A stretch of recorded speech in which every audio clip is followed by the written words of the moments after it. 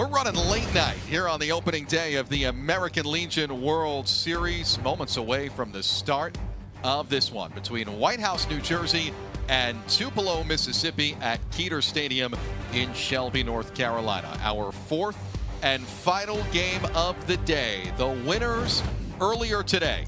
In the first game, it was Michigan in a rout over New Hampshire 11-2. Nebraska, also back from last year's tournament. They won it 4-2 over California. Florida beat Oregon, a team who's returning after a semifinal appearance last year, 4-3 the final in a good one. So we have this game, White House, New Jersey versus Tupelo, Mississippi, coming up in a few moments. But first, we send it down to the field for our national anthem.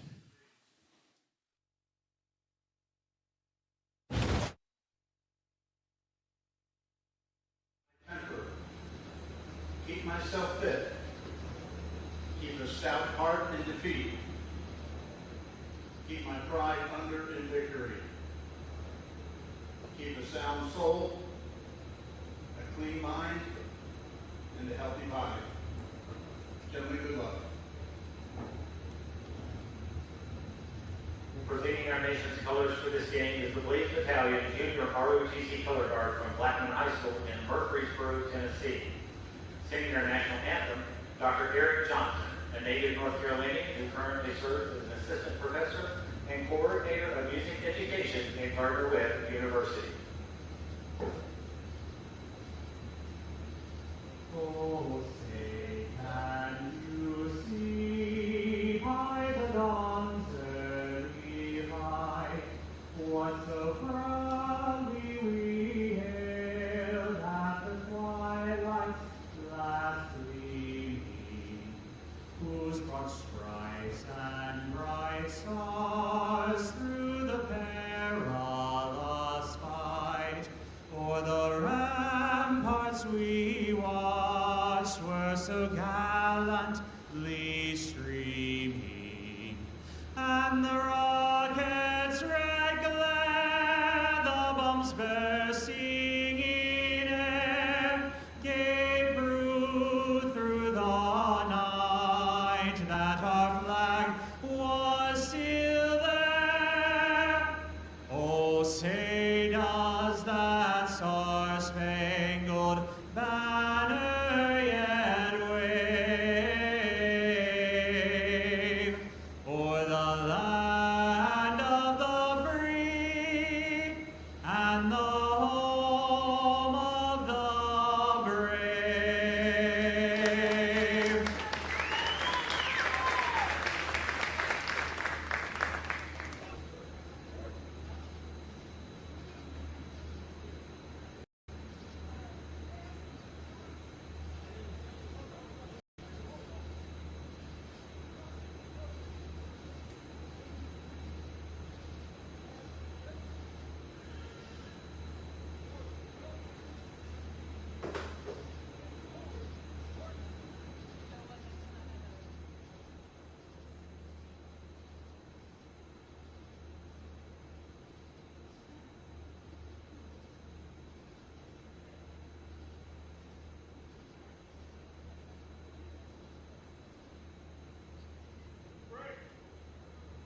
And now those famous words in baseball.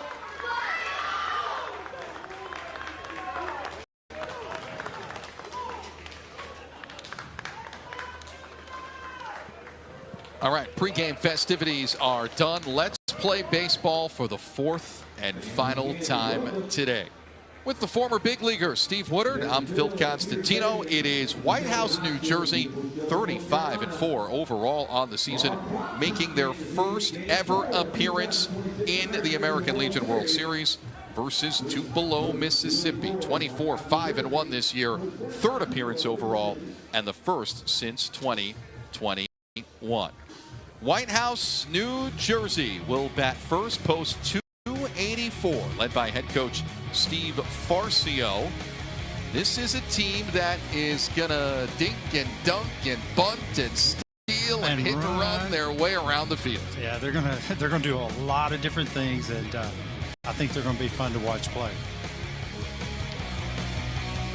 Reed Pizidlo, Kellen Comeline, Owen Schilling, John Portman, Jack Markovich, Aiden Walsh, Carter Nielsen, Matthew D'Alfonso, and Dylan Vernick are the team for head coach Steve Farcio, who is in his 30th total year of coaching, 19 in Legion ball. He started with Legion at post 159 in Flemington, right near them in New Jersey. And then eventually, when that program temporarily dissolved at that Legion post, he switched over in 2018 to White House, New Jersey. His first ever appearance at the American Legion World Series with either of those programs in the rural central New Jersey town of White House, New Jersey. And they will take on the mound for Tupelo, Mississippi, Jordan Evers, right-hander. Yeah, he's their number one guy. You know, regional 1-0, 5 innings pitched, 5 strikeouts, no walks, 3-0 on the year. Going into his second year at Northeast Mississippi Junior College. Throws strikes, goes right after you. Big kid, great pitcher's body, and looking forward to watching him pitch. And Tupelo is led by head coach Russell Bunch. They are the Tupelo 49ers because they are post 49. Bunch, who started coaching when he was done playing ball back in 2019, and he is the head coach of this program for the 4th year. Took over in 2022, so this is his first as a head coach. Yeah, took over from McKinley Holland, who was the coach, you know, when they were here in 21. Great team. And I'm sure McKinley's sitting at home watching his guys here with his wife Lauren and his 2 twin boys there are Hudson and Ella Parker. So first appearance in the World Series as manager of this team, but a program that has been here before, a program that has produced big leaguers, made it here in 2011, 2021, as we mentioned, that was the last appearance, and now in 2026. They had 2 big leaguers on that 2011 team, the most notable name probably Brandon Woodruff. Well, Brandon Woodruff was on that, but Chris Stratton, I got the info today, but he was on there from 2008 to 2010. Kirk Presley, which was drafted number 1 pick over, in the first round by the Mets, was the coach of that team. So a real pedigree in Tupelo, Mississippi. And let's thank Craven Java for our coffees out in between. I had to run out and get us something, and there you go. I don't know if you drink iced coffee or not, but I don't know if I need coffee at 11 p.m., but here we go. I might be up all night. Oh, I can get you a Baja Blast. All right, off we go. Evers deals, that's up high, and let's play baseball. First pitch time, and this is important, 10:52 p.m. Eastern. Yeah, and they had to do some things different here, trying to rush to get this game started before 11 o'clock. I got the word we needed to start before 11, and as we discussed during the previous game, tournament rules stipulate the game cannot start after 11 p.m. Usually there's 50 minutes between games to prepare the field and allow for a full warm-up by the 2 teams. In this case, it was, I don't even think it was 30 minutes. No. That clock's a little behind. I don't even think it was 30 minutes, though. Just enough to repaint. 24 minutes, we're being told, is the exact time between games. Enough to paint the baselines, refresh the batter's box, have a plate meeting, an abbreviated pregame ceremony, which is obviously a very important thing every game at the American Legion World Series. And it was a different warm-up for both teams. They weren't able to take infield, and you got to wonder about the pitchers. I mean, did they have their normal routine of warming up? So here's a lot the of other little thing, different scenarios. How late do these kids usually play a game like this? Are they normally starting at 11 p.m.? I would guess probably not. No. You know, guys like you who played pro ball, that happens sometimes, right? It does. You travel out to the West Coast, your body clock would start a game at 11 p.m. For 2 teams here that are East Coast and Central Time in Mississippi's case, 2 teams here, though, that aren't used to playing this late. Well, a lot of these guys are junior college guys, and in junior college baseball, you play at 1 o'clock in the day, 1 o'clock during the day. Yep. Called strike 3. Evers has a punch out. Bazidlo is down, and 1 gone in the top of the first. Yeah, and there's that cutter, that good cutter slider that Evers has.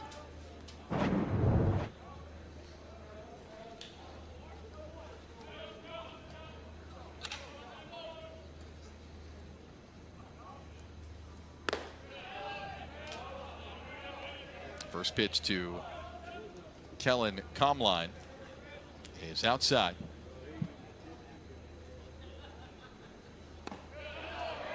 And the lefty takes strike one. It's 1-1. How is that, Craven Java? I saw you sneak a sip there. It's good.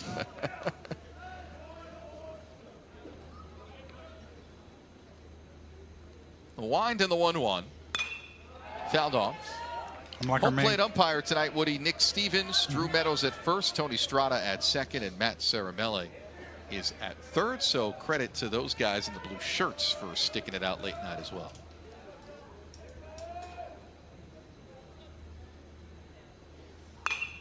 Fouled off once more. maybe the coffee, Cooper Cocker. Maybe we can feel like him. He had a lot of energy. I want to know what is in that guy's coffee. He's having Craven Java. Well, we have new friends down Yes, on I'm the trying to. Yeah, concourse. I'm giving him a apparently. lot of pub. Maybe we get some coffee tomorrow. Our stat man Ryan Bridges and I are looking at each other. There's an extra coffee sitting here on Yeah. the table. And Woody's Which about one to of drink us it. is going to take it? Well, Woody's about to get it if y'all don't. There we are. Hey, guys.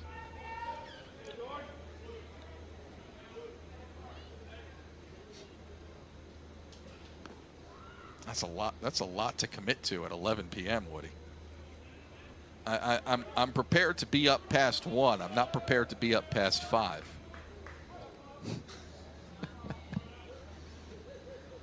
Here's the 2-2. Ground ball toward third. It is scooped up by McDaniels. He throws across. Comline is retired.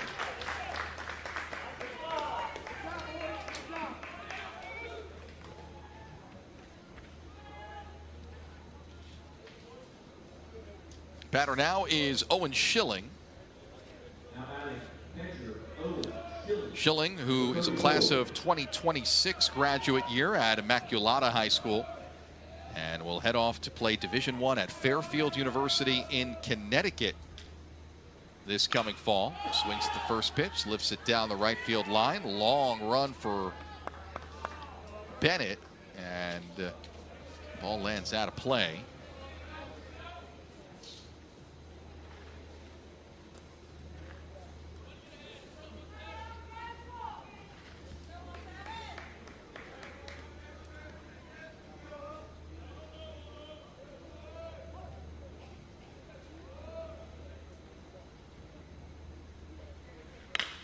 Ground ball toward short on a couple of hops. Scooped up by Moody, and the ball gets away.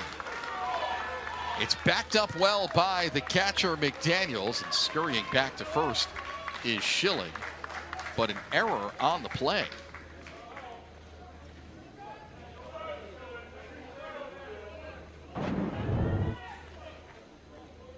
Yeah, the ball was hit hard. He had plenty of time, it looked like. Just Spiked it. Well, the ball could have been wet, you know. So an E6 on the throw.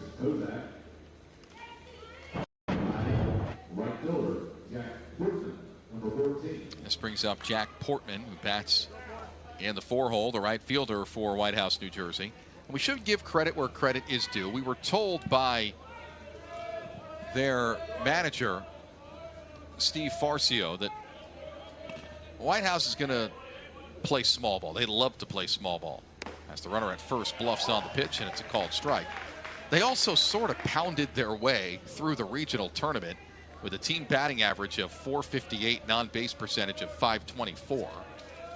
Not bad. Yeah, not bad. And they ran a lot. They were 12 for 13 as a team on stolen base attempts. Wild pitch gets past the catcher, and this allows Schilling to get to second. Well, I told you after we had our meeting, you know, you and I had spoken. I enjoyed, you know, talking baseball with Coach Steve. It was actually insightful. I mean, he showed me some different things that they do, and I'm like, man, I'd like to incorporate that in some of the things that I do. So, very smart man. He's a lawyer, has his own firm.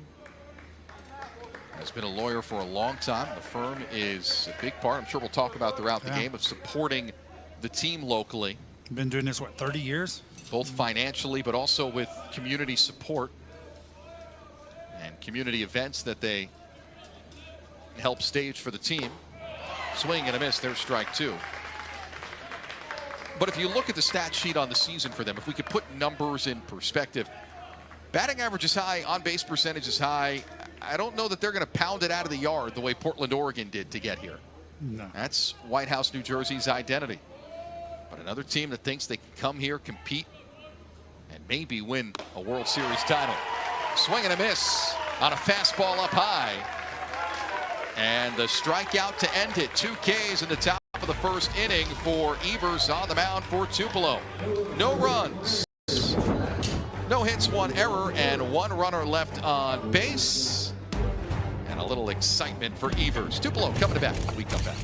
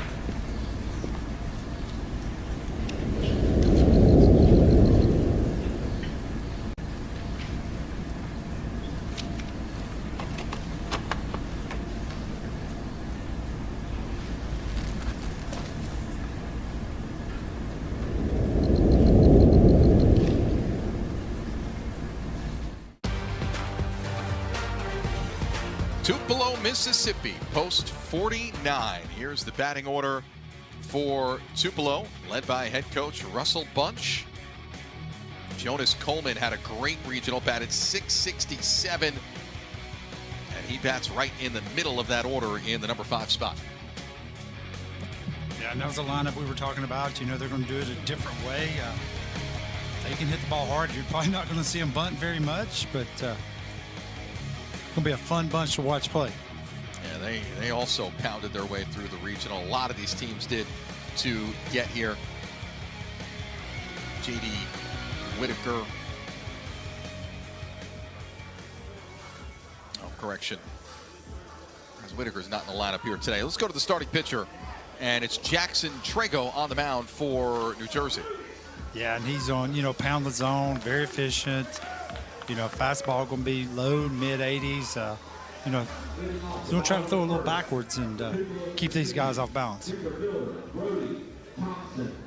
6'3", 205 pounds. Trago.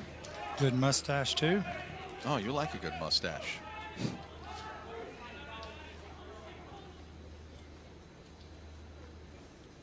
You wouldn't be the first one on the mound tonight with a good mustache. Sliding stop at short by Jack Markovich. The throw not in time. Infield single for Brody Thompson.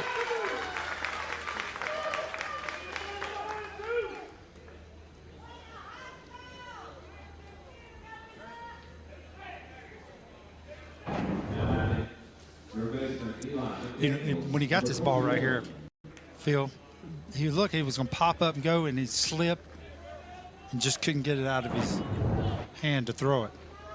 Ball took a long time to get there, too. It wasn't that hard hit of a ground ball. Not an easy play at all. And a breaking ball for a called strike.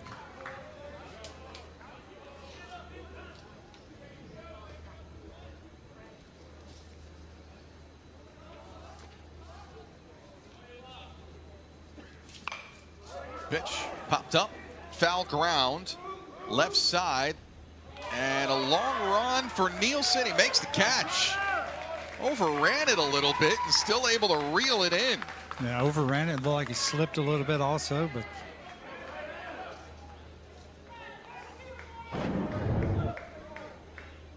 Now batting, first baseman, Braden Anderson.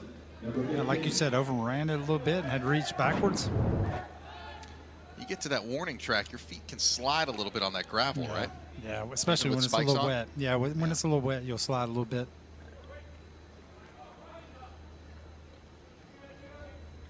How's that coffee tasting there? A little sweet for my See, liking. You loaded it I- up with caramel, but it's good. It's going to get me through tonight. Thank you. Unbelievable. Unbelievable. Complaining about somebody buying you something. No. I'm not complaining about you buying the coffee for me. You should I'm just say complaining thank about you, the Woody. coffee. Thank you, Woody.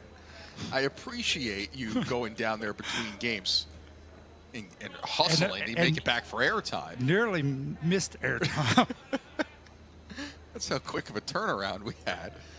I'm enjoying the coffee. I'm enjoying the company more. I like this group in the. That's real sweet. Thank you. But you can see they're, throwing backwards a little bit. You're going to see a lot of breaking balls. And, in fastball counts, you're going to see him try to throw the, that slider, breaking ball, change up. Trejo deals the 1-1. Swing and a miss. Fastball at 86 on the radar gun. Yeah, looked like 95, after throwing those breaking balls there to start the at bat.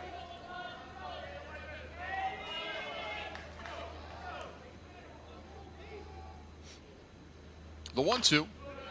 Fouled off straight down. Braden Edmiston is the batter. So this Tupelo team, right? The entire team is committed to play college baseball somewhere, mostly to junior college, and mostly to Northeast Community College in nearby Boonville, Mississippi. Which I played them in the fall this past year. Etowamba, several are committed to Etowamba. Slater Lott, Etowamba, head yep. coach there. East Mississippi. Good coach, yeah. Pearl Pearl River, River. which Slater Lott that said Etowamba was at Pearl River and is now the head coach at Etowamba. But a lot of great programs in Mississippi. Mississippi Junior College Baseball is exceptional. East Mississippi, of course, made famous by the show Last Chance U. On the football side, slow ground ball to third. Nielsen comes charging in, gloves it, throws wide, and it gets away. And the E5 may allow a run to score. It's fetched out of the side wall by the right fielder and then nearly thrown away at third. Run comes around. That's Brody Thompson. It's an infield single and an E5 on the throw. Yeah, it was kind of like a swinging bunt. He was playing deep there toward shortstop. Just didn't get anything on the throw. Yeah, a lot of foul territory over there behind first base.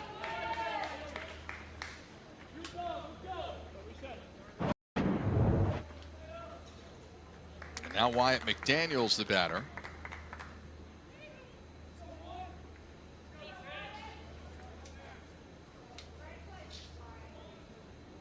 Timing play on a pickoff attempt to second. Not in time. Now I should throw out this caveat.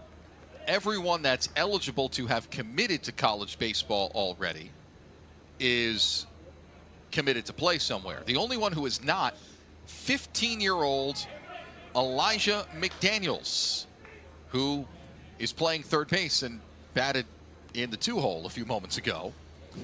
He is just starting his sophomore year of high school. He is a class of 2029. I believe that makes him the youngest player here at the American Legion World Series. Woody, if you feel old, he's graduating high school in 2029. Another timing play with the shortstop and second baseman coming in. But Yeah, how about runner that, back though? standing He's sitting up. here playing with guys that have already played 1 year of college.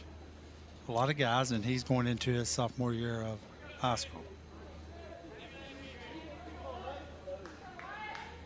That's a mature-looking kid for a sophomore in high school.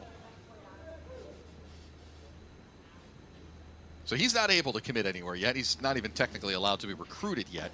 So other than that, everybody else is committed to play college baseball somewhere. And not a single player on this team not here because of pressures from a college coach. How refreshing is that to hear?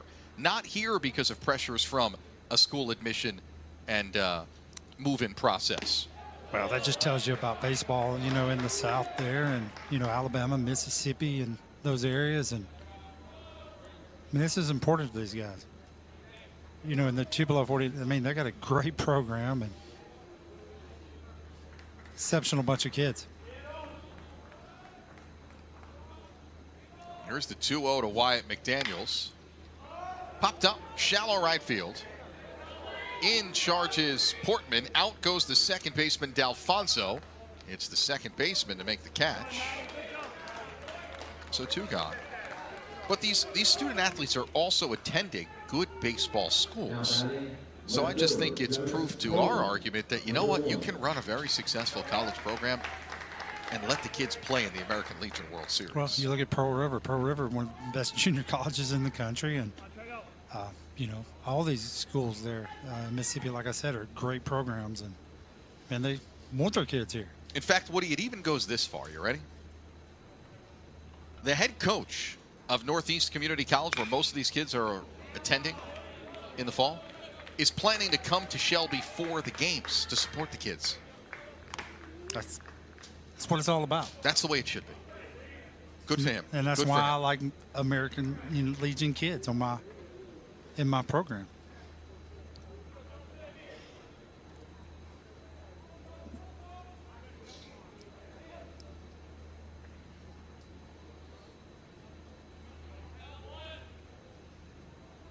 Oh, and 1 to count on Jonas Coleman.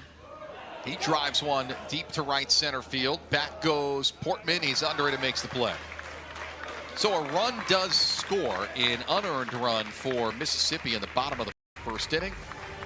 It is a run on 2 hits, 1 error, and 1 runner left on base. 1-0 Tupelo. 1 inning in Shelby.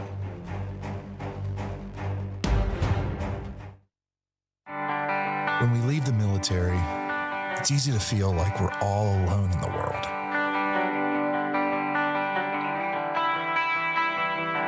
The uniforms are gone, so it's hard to recognize where those important connections we left behind still reside.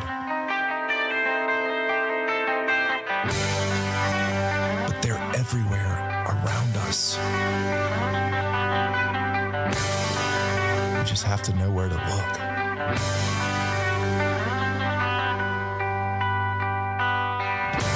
At the American Legion, you'll be surprised that you'll find more than just those brothers and sisters you thought were lost.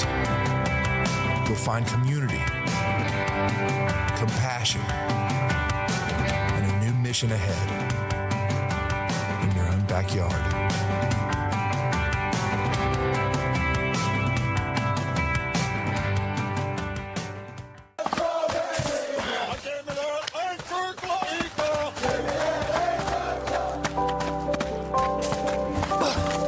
No matter where you are, we're here for you.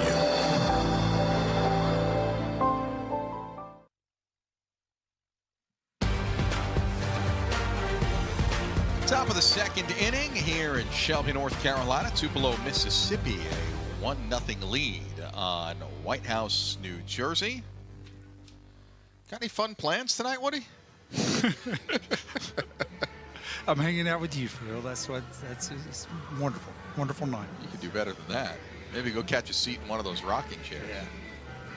Now, didn't you do a game from there one Yeah, year? Hogwood and I did. Mike Hogwood, the late What Mike year was Hogwood. that? Gosh, it was actually it was in a morning game because we had a rain out the night before, and then ESPN did not. Somehow the game didn't get put on air, and we ended up doing Facebook Live. And he and I sat out there with. He had a table with his computer on it, and That's where you did the game. yeah, it from? was fun. Yeah, we had people like messaging in on the computer and asking questions and talking about baseball. It was fun. One of the cool and unique features about this ballpark, this is a phenomenal ballpark, Keeter Stadium here at Shelby High School. To think this is a high school stadium.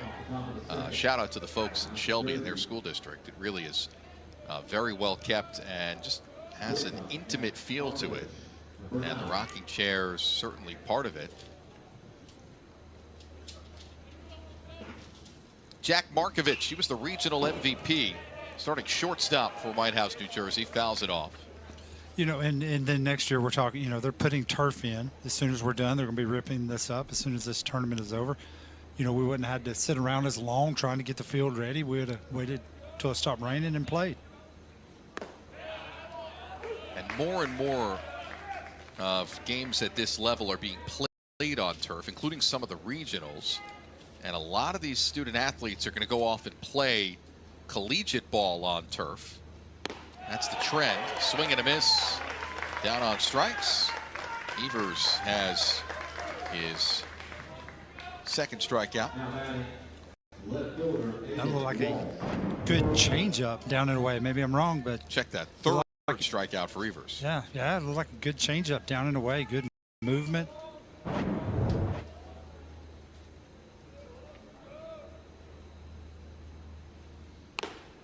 And the turf obviously has its good and its bad. The good drains the water better, less field maintenance, less time and effort. You'll get more games in, especially for tournaments like this. The college baseball tournaments, for example, where they're up against a Sunday deadline for the selection show on the Monday of Memorial Day, and they have to get the games in. More and more of those college tournaments are going to turf. Well, at the junior college level, the turf, you spend a lot of time taking care of the field and maintenance, and so then you cut all that out, which you can spend more time practicing and doing the different things that you need to do as a team. But Woody, I'm a purist. There's nothing like the dirt dragging between innings, the smell of the grass. That to me adds to the atmosphere of baseball. So it has its good and its bad. So if Yankee Stadium, if the New York Yankees decided they were going to put turf in, you wouldn't watch them anymore? Like I said, do I plan to come back to the American Legion World Series next year? Yes, I do. Whether they're playing on turf or not. That was kind of interesting there. Yeah. Glove slid off the hand. Yeah, trying to reach for it and flew forward. The Yankees are not putting in turf. I know that. I was just making a point. How'd you like playing on turf, though? I didn't mind it. I mean, I was a sinker ball guy, even though grass would slow the ball down more, but turf, it took a true hop.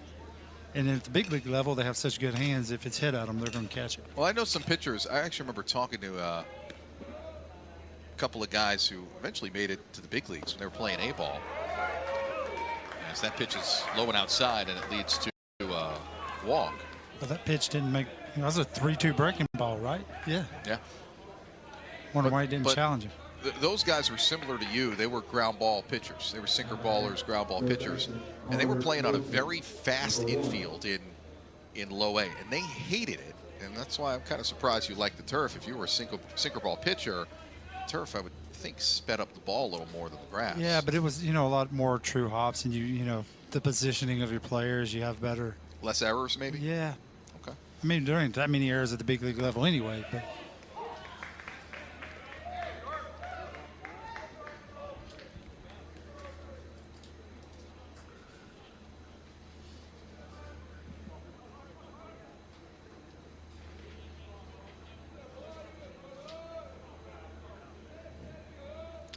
So after the walk to Aiden Walsh, he's off on the pitch and it's fouled off. Oh, catcher's interference. Carter Nielsen reaches on what? Yeah, that was a hit and run, and McDaniels just got out real quick, reaching out. And yeah, that's an obvious catcher's Yeah, interference. that's gotta Got his hurt. glove off. Was leaning forward, and to me he appears to be set up pretty tight to the plate to begin with, but leaning forward to try and nab the runner and put it as an E2 on your scorecard.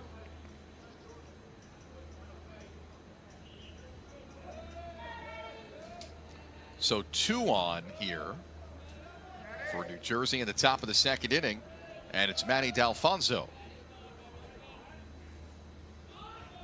Shows bunt, pulls back, it's upstairs. So, Phil, right here, this is very, with one out, runner on second, you don't expect them to bunt first and second, but you can see here, first baseman's in front of the runner, and they did show bunt, bringing them in.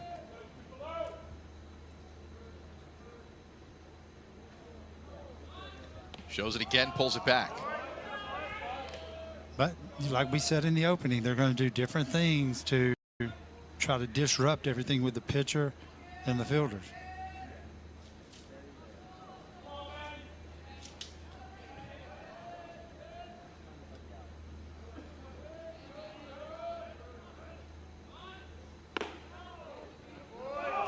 I think he's up there just straight taking. Who's going to take the first pitch till he got a strike? Well, now it's 3-0. You ever get distracted as a pitcher when there's that much movement in the box? I don't know if you remember a guy named Neffy Perez. Yeah, oh with the yeah. Rockies. He used to shake his bat, and I'd be like, dang. When he was squaring the bunt, he'd square the bunt 2-0, whatever. He's He'd just showing shake bunt it. 3-0, take it all the way, and all 4 pitches basically mixed upstairs. Yeah, I remember Neffy Perez. Yeah, shake his bat. But I mean, that was probably not, messing up Evers there. But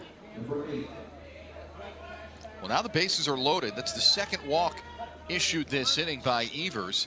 Dylan Vernick, the batter, he bats in the 9-hole for New Jersey, and a big chance here for the 5'10", 160-pound Vernick. Bases loaded, corners are in. playing double play up the middle. Shows bunt, pulls back. Yeah, and they're showing bunt. The runner on third base can go just as far as that third baseman goes down that line to be able to get back if he don't get it down. Given the opponent, given the circumstance, this feels like the corners are in part to cut down the run, part to defend the bunt. Yeah. This is not just a traditional bases loaded, corners are in. Runners take off, and the runner at third is tagged out. So attempting a suicide squeeze that goes awry, Aiden Walsh is caught stealing home plate. But the runners trailing him do advance to second and Yeah, third. Take a look. Here, I mean, he got right there going as far as the runner, but he slipped. You got to wonder if he wouldn't have slipped if he'd have been able to get back. He just went just a little too far. So now there's 2 outs on the inning and runners at second and third. 0-2 the count on the batter. And by my money, Tupelo looked very prepared to handle that. Yes. Nowadays, everybody has video on everybody, and you can see things and what they do and prepare for it. And Little things like Eli McDaniels, the youngster, coming down the third baseline. The minute the catcher, Wyatt McDaniels, his brother, broke for the runner, he came and covered the plate. yeah. You can see that on the replay. They looked very sound in defending it.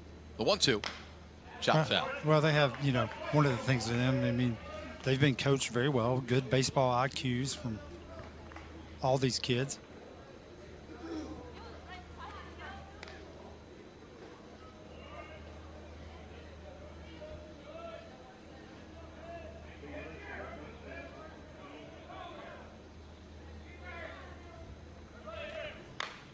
Fouled off. We'll do it again with the count 1-2. Next pitch will be pitch number 40. Well, that's the other thing for a pesky team, the compound effect, especially in a league like the American Legion governed by pitch count rules. That's in the dirt. Nice block there by Wyatt McDaniels.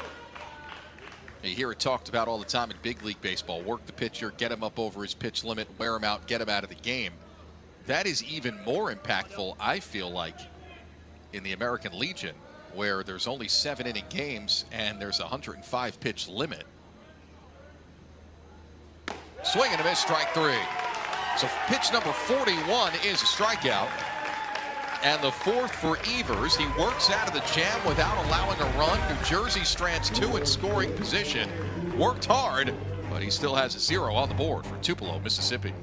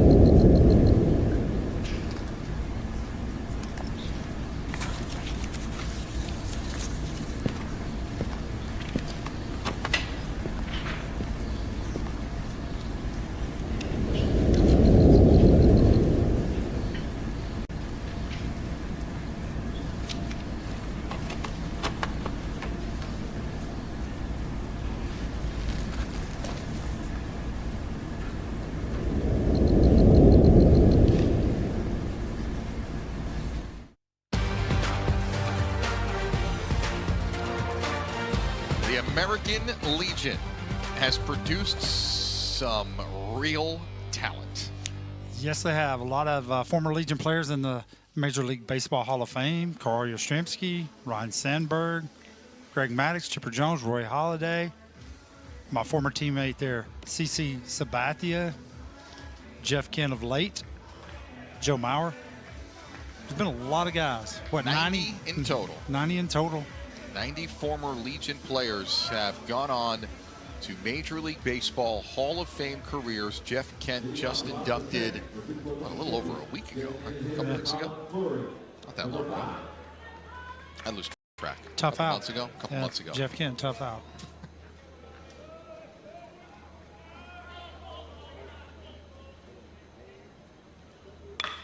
First pitch, swinging a drive foul.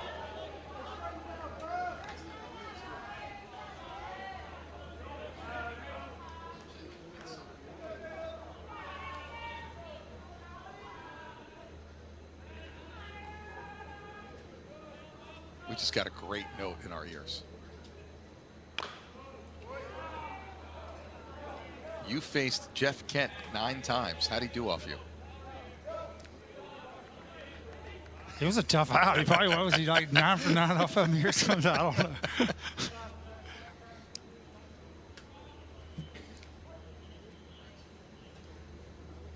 4 hits in 9 at-bats.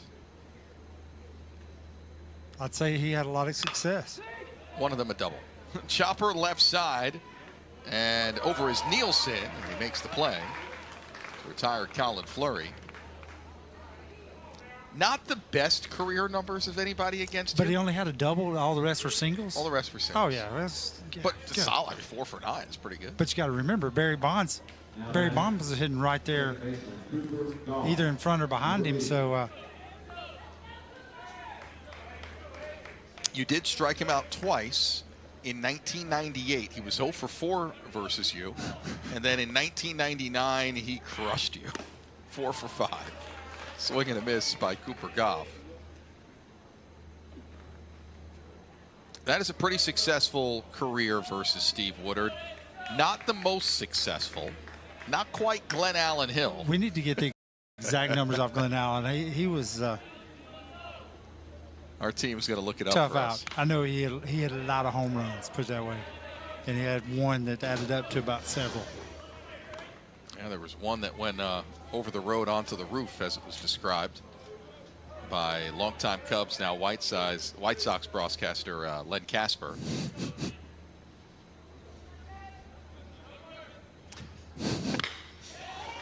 Hot shot towards second, and that eats up D'Alfonso. Tough play he was backpedaling on, and we'll see how they score it. It is a base hit, and Cooper Goff is on with 1 out.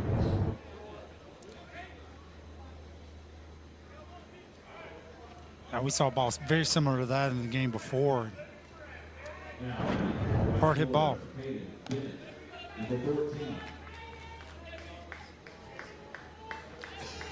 He's got the Glenn Allen Hill numbers too.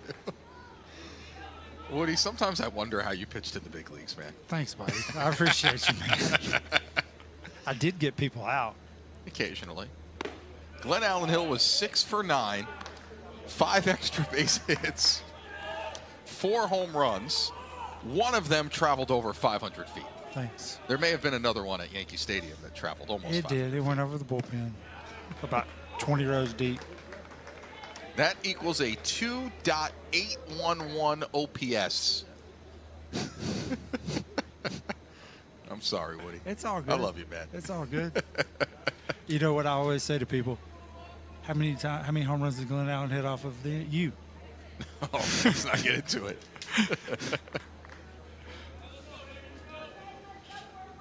No, and it's funny. Me and him did a interview 20 years after that happened, talking about that together.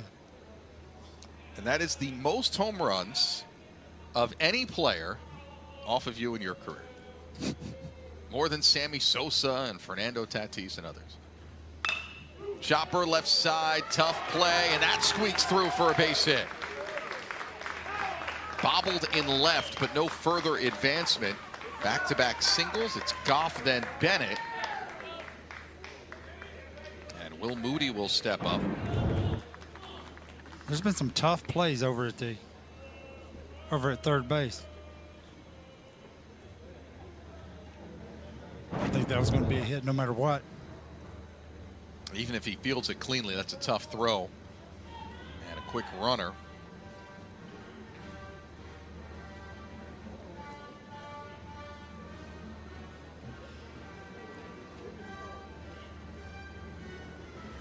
Yeah, and talking about pitch counts, Phil, 0 to 30, you don't have to rest. 31:45, 1 day of rest, and as you go on down through there, 61:83 and 81 and plus. You got to wait 4 days. So a lot of times, if the starting pitcher here today goes over 80, he can come back if you make it all the way to the finals and be able to pitch that last game.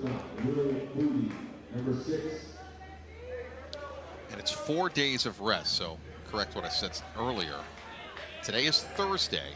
If you pitch on the first day and you pitch over 80 pitches, you would only be eligible to come back for the final as long as the schedule holds. We've had the occasional Wednesday final, but as long as the schedule holds and the final is on Tuesday, you would be able to come back on Tuesday. You'd have to sit Friday, Saturday, Sunday, and Monday. But that's why if you can get a lead and get a pitcher out early, it's also a big deal in this tournament. Yeah, but if you can get, a lot of times you can get that guy out too early, you end up losing that game. And we always talk about if you can win 2 games out of these, 3 pool play games, pretty much you're probably going to be in the semis. It's been a few times it's not happened, but.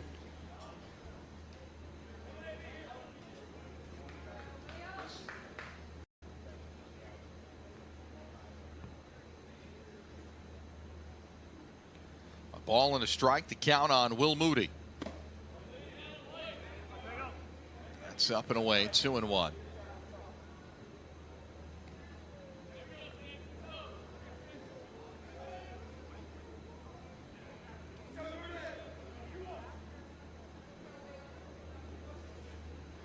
And neither one of these teams will be playing tomorrow, if I'm not mistaken.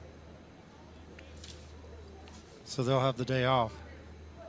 No, neither of them are playing tomorrow. So I also think that's part of why they were hopeful to squeeze this game in. Yeah.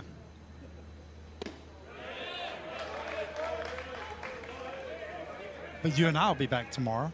You and I will be here. 2 games tomorrow. Those games are at 4 and 7, right here on ESPN Plus. You and I will be here.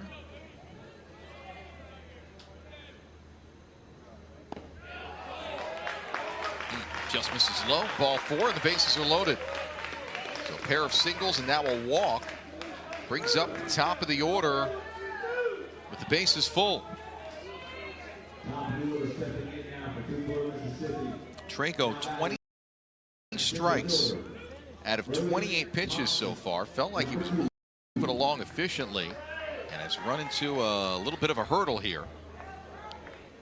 Yeah, but one pitch right here, you could get out of this with a double play. And it's Brody Thompson who singled and scored the game's lone run in his first at-bat. Swings and he fouls it straight back. Thompson has the highest batting average on the team this season at .424. 4 homers and 19 RBIs coming in. And he's a good one.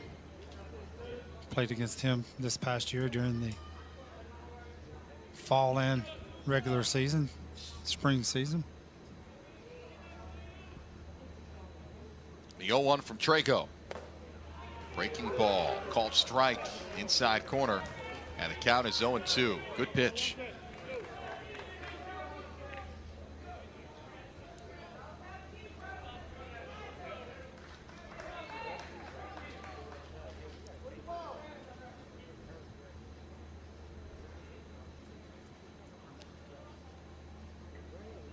The 0-2 from Trago.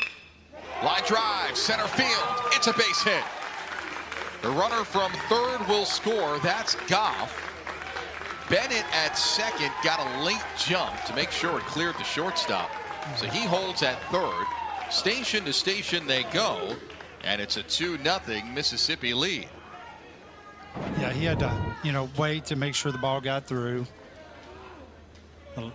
Like I was saying, Thompson, good hitter.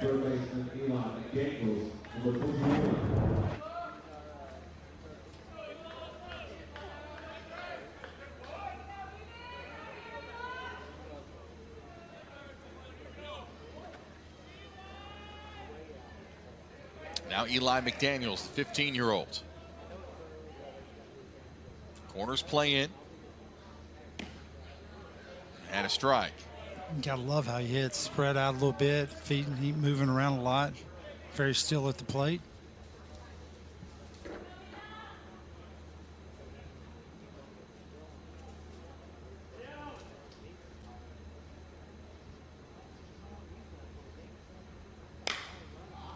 Swings and drives it down the left field line, but foul.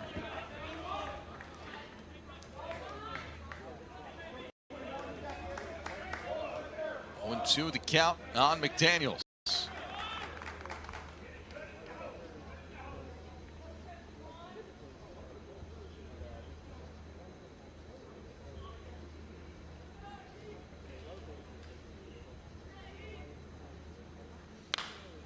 Fouls it off again.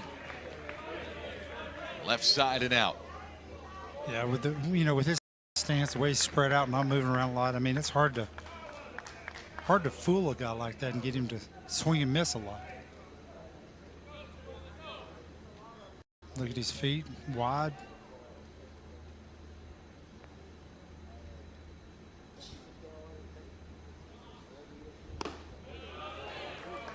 One and two. Well, he is he's mature. I mean, I tell you what, to be a 15-year-old kid, mature beyond his years. Batted .333 through 5 games of the regional.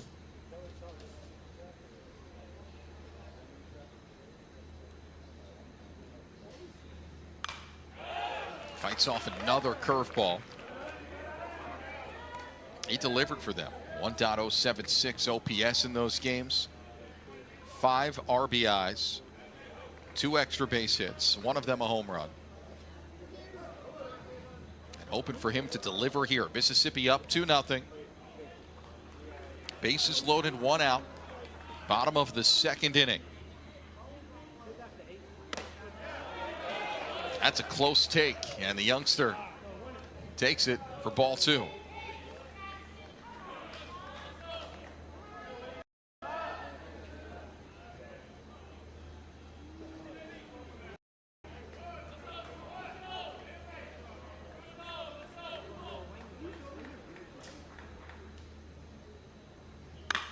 He swings and he crushes one deep to right center field.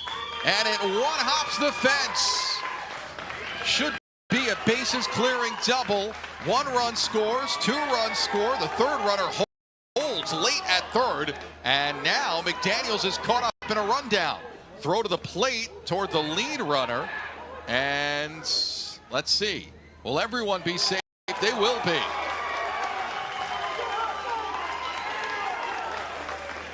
Breaks thrown on late at 3rd.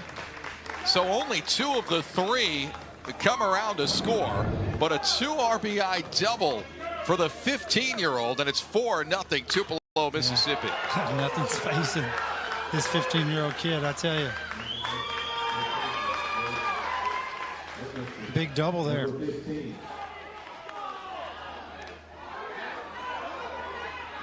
You know, but he was trying to get a run down to be able to get the runner from 3rd to score, and was able to get back to 2nd. No damage. First pitch is up and away to Braden Edmiston. It looked like to me that the 2nd runner maybe got a late break. So Bennett scores. Moody scores. The 2nd runner got a late break. And Moody had a late break, and that's why Thompson was so close behind him. He was right. He's 10 feet behind him. And kind of had to throw the brakes on late at 3rd. Otherwise, it would have been a bases clearing double. Absolutely should have been. Pitch is fouled off. Hindsight, he would have scored because the throw was off. Yes. And then it was bobbled. So nonetheless, 2 RBIs for McDaniels. You could continues the hot streak that he's been on. Got a bright future. Oh, yeah. Time called at the plate. May have been called by the catcher, Schilling. New Jersey was shifting around its defense. Right now, the left side of the infield is pulled all the way in to cut down the run at the plate.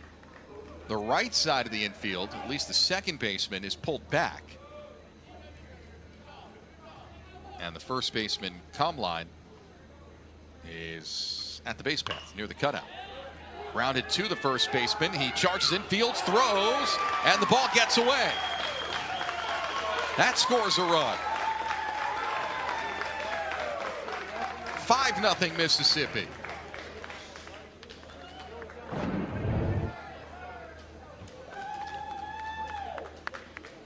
Well, not sure. I mean, I don't know if a good throw it would have been bang, bang, I think, Phil.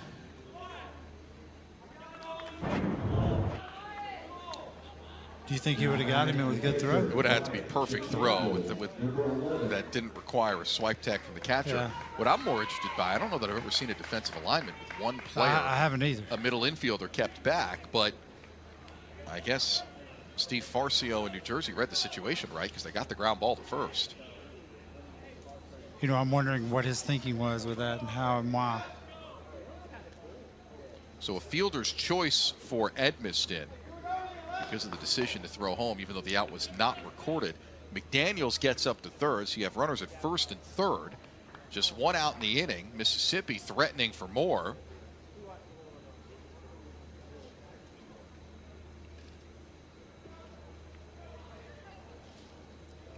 Well, you got to give Mississippi credit. I tell you, getting 2 strikes, they're getting down in the count and battling and putting the ball in play somewhere.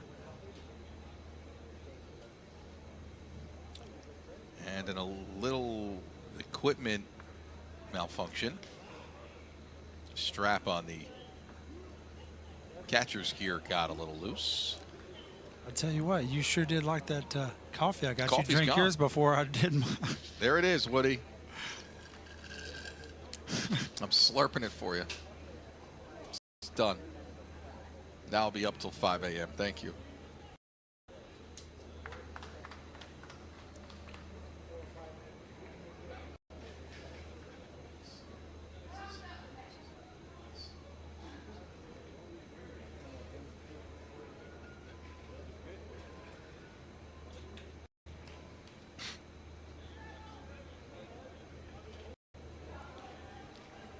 But Mississippi's putting, you know, they're putting a lot of pressure on New Jersey on the base paths, and they're doing all the little things right now.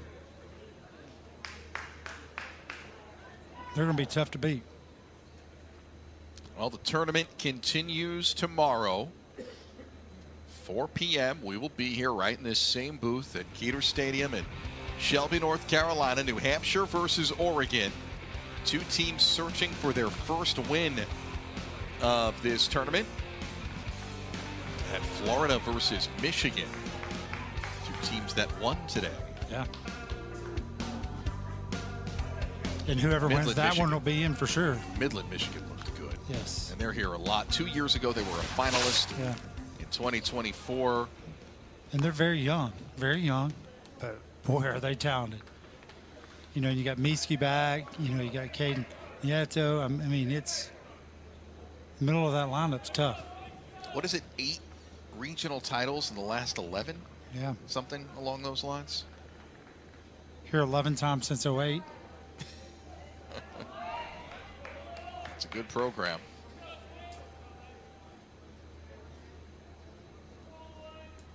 Back to action. Wyatt McDaniels, the batter. And the first pitch to him is up high. McDaniels popped out to second base in his first at-bat. He's 0 for 1 in this game. The 1-0 from Trejo. Breaks outside, 2-0.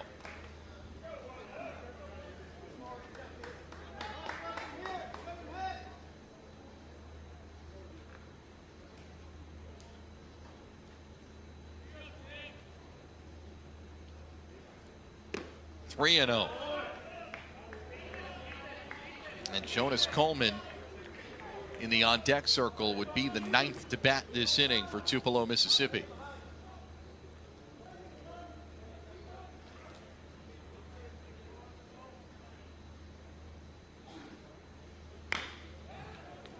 Gave him the green light, 3-0. Why not? 5-0 lead. 1 out in the inning. Runners aboard.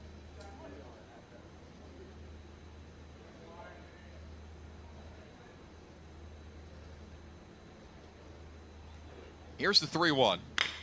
Grounded to short. This could be 2. Markovich flips to D'Alfonso to throw on to first is high, and it gets away.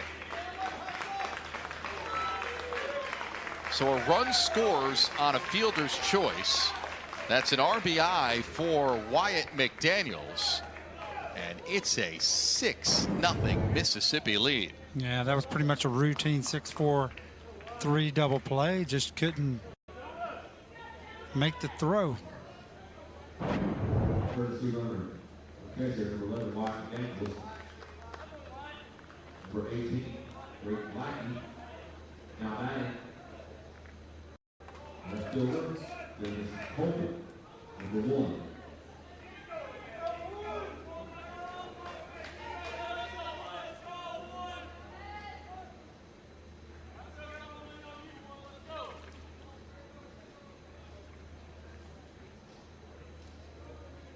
Here's Jonas Coleman.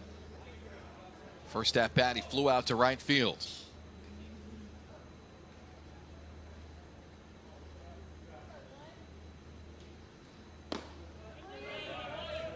Low and outside.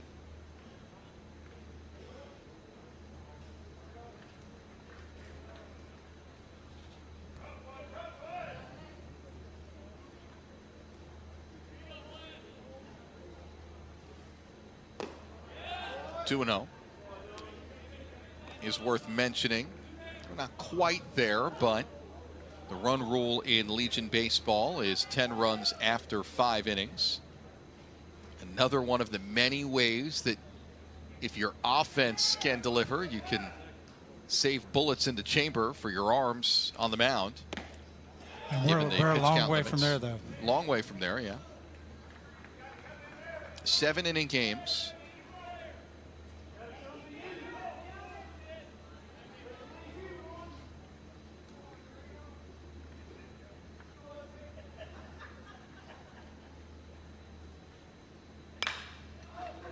High, towering pop-up on the left side of the infield.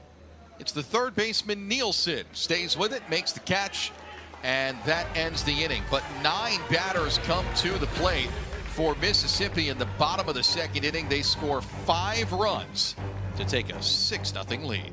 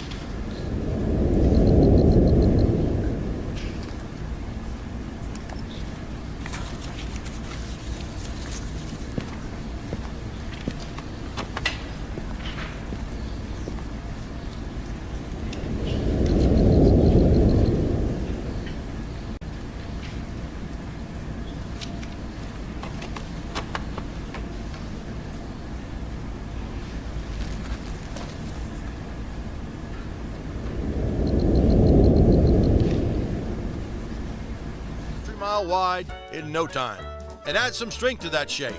Benefits can be confusing. Fortunately, the Legion has mastered the art of paperwork. The American Legion will reintegrate you efficiently, comfortably, inevitably.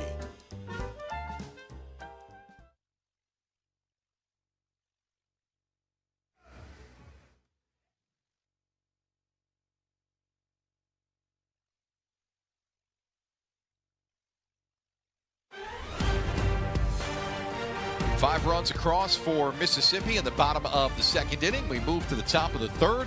It is 6-0. Tupelo, Mississippi, post 49 on top of New Jersey. White House, post 284. With Steve Woodard, our entire crew, I'm Phil Constantino. Glad to have you with us. Thanks for staying up with us here at Shelby, North Carolina.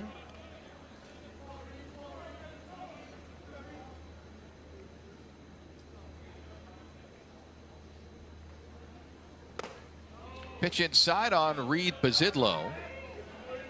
And the count is 2-0. Struck out looking in his first at-bat to open the game for White House. Fouls it off, 2-1. Bazidlo off to play college baseball at Raritan Valley Community College in New Jersey.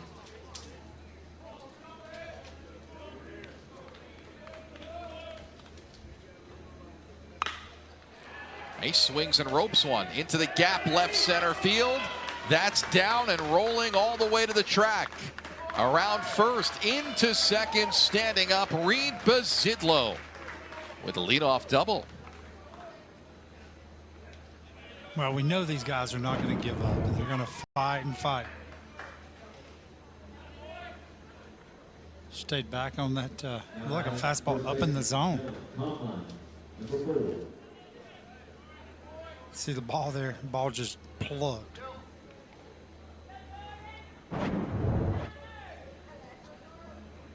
But that's a ball that usually one hops the wall if it's dry. 100%. But they're not making this easy on Evers, I tell you. You know, he's got 45 pitches through 2 innings. And Comline shows bunt, then pulls back. In his first at bat, grounded out to third base. Comline committed to play at Babson University.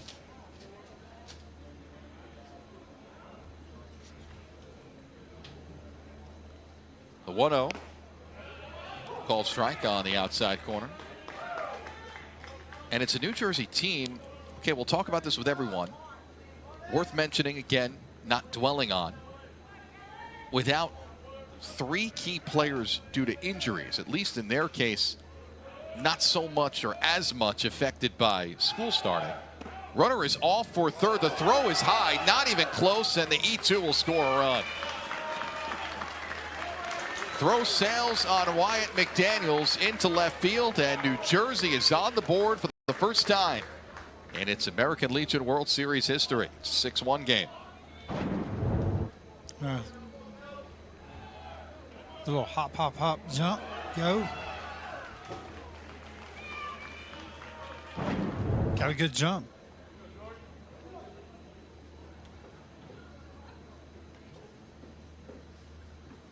Pitch is outside. So Michael Novotny is not here. Coach Steve Farcio believes he has draft potential one day. He's a commitment to UMass. He had an issue, a weird one, with spinal fluid on his brain. There's a called strike.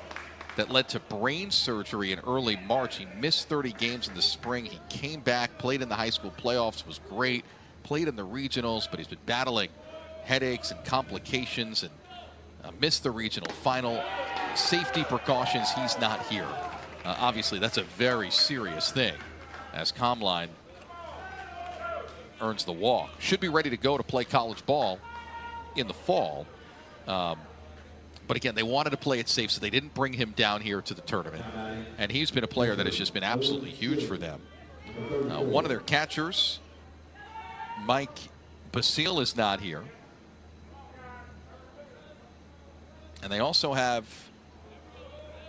Jackson Lewis, who's not in the starting lineup today, who's here, but 50-50 if he's going to play in the World Series. because he rolled an ankle. Yeah, he was in a boot coming in the other night for orientation. So, yeah, they're shorthanded due to injury, which in a way it happens to everyone. Not always so bad, a little unfortunate when you have a season like this and you have a magical run and you, of those nearly 3,000 teams, you're one of 8 left standing at the World Series. The last thing you want to be is in a situation where you don't have players. But again, in this case, it's due to injury. They happen. And Steve Farcio says, we're just going to keep battling on.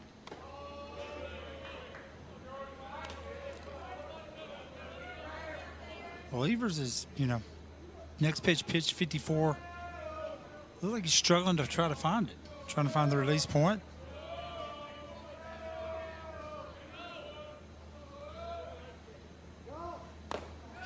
Ties up Schilling. Fastball at the hands.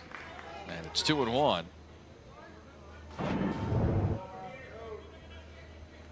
This fastball right up and in, right on the hands. Tough pitch.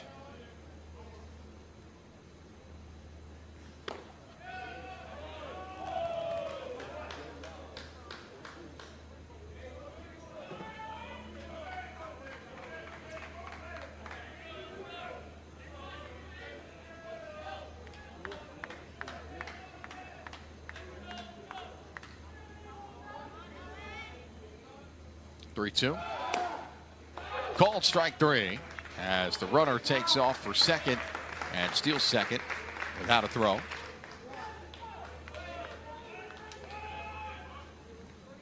Yeah, good fastball. Looked like it was right down the middle of the plate. That's strikeout number 5 for Evers. Now Portman.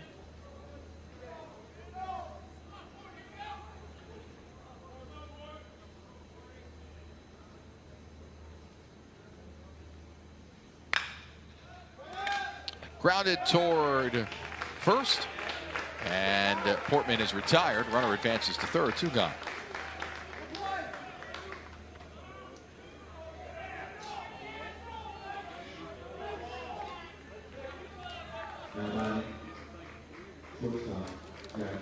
And Jack Markovich.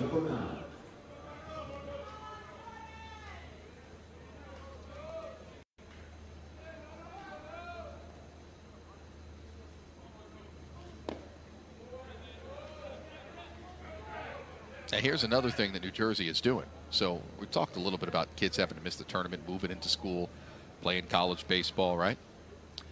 There's a player on this team, Chris Kozak. He's a pitcher that we'll likely see later in pool play. Now New Jersey doesn't play tomorrow. He's going to go to school at Clemson. Not too far from here, maybe a couple hours drive down in South Carolina. Hours, yeah. So he's going to move into his dorm at Clemson tomorrow, and he's going to come back on Friday night so that he's ready to go on Saturday. So he's here, he's leaving, he's going to move in, and then he's coming back. Yeah. And so that's how you get around. That's how you get around. And he's going there to possibly play club ball. Yes, and he was looking at potentially trying out for the varsity team as well. But he's a traditional student enrolled at Clemson. And Steve Farcio told us they got an off day built in. I really think that's why they wanted to try and play today as well. Swinging a tip that's held. It's 2-2. Good change up there by Evers. So it just happens to work out that the World Series is a couple hours from where he's going to school. And he's going to go and come back.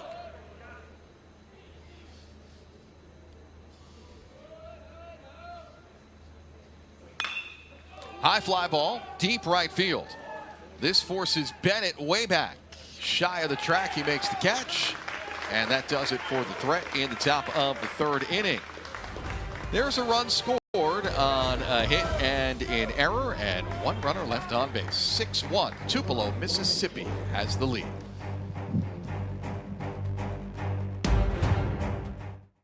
School behind you burned out. Communications burned out. Over there you can see the library that's burned out. And you just realize everything is burned out except the American Legion post. I mean, I think I teared up. And Jason and I just decided this is a sign. We're veterans, we're built for this. We're gonna take care of the community, and our Legion Post is gonna be our base. This is gonna be the bedrock to rebuild this community. It's going to be a resource center for people coming, getting counseling, and whatever documents they need to get to be rebuilt. We want to be a part of the rebuilding process. Law enforcement and fire are there to make the area safe, but they are not there to represent the people. We're boots on the ground. The outpouring of support is overwhelming. It's a family.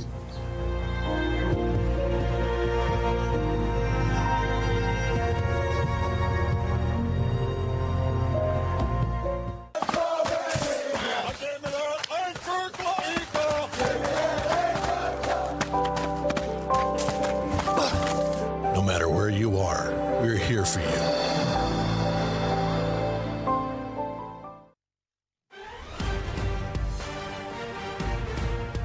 Bottom of the third inning, it's a 6-1 Tupelo, Mississippi lead over White House, New Jersey.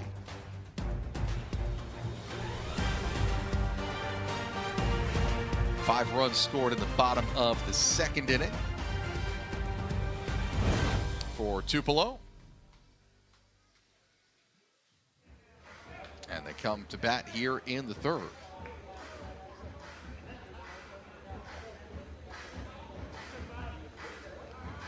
They had to go through a tough regional to get here. Good baseball down that way.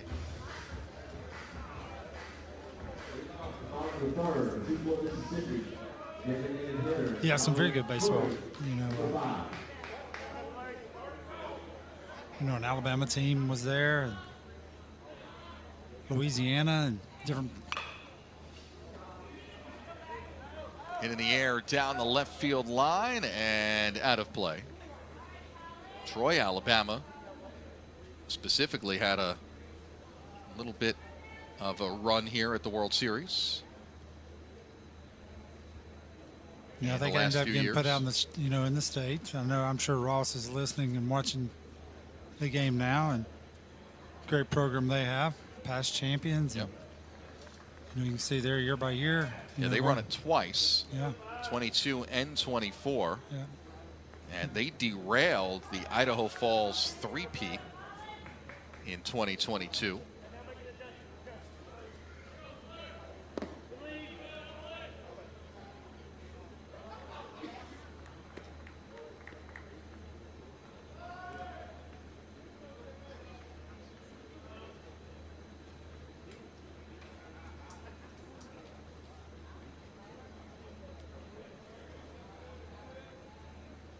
One count on Colin Fleury.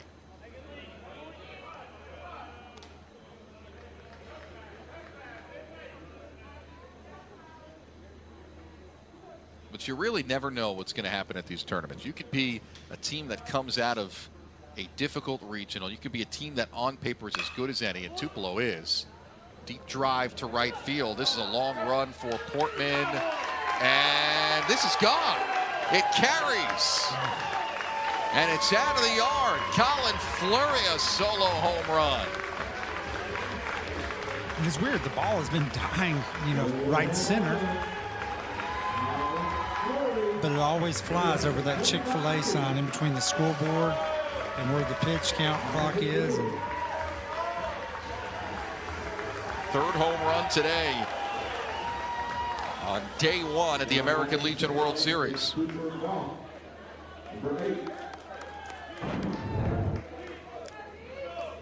Let's see right here. He knew he got it pretty good. You could tell by the jog out of the box, and cleared the fence pretty easily. Well, they appealed first. I guess they thought he missed first base when he was running on the home run. But he did not. And so it's a 7-1 game. Mississippi on top.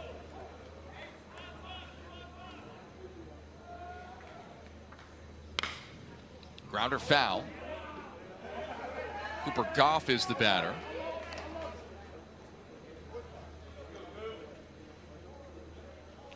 Singled and scored a run in his last at-bat.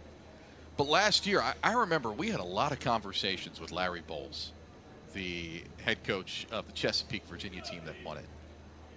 And I don't know that throughout the course of the tournament, as he's going up against some of these other really good teams, specifically Portland in the semifinals, I don't know that Larry thought he had the best team here, but he had a team that, especially without some of his best players, as we mentioned in the first game out, for various reasons. But you just got to be a team that puts it together at the right time, gets hot, does the little things well. Well, he had some good pitching in some crucial situations. Pitching is everything in this tournament. You got to have depth of pitching. Shut out in the championship game. Yep.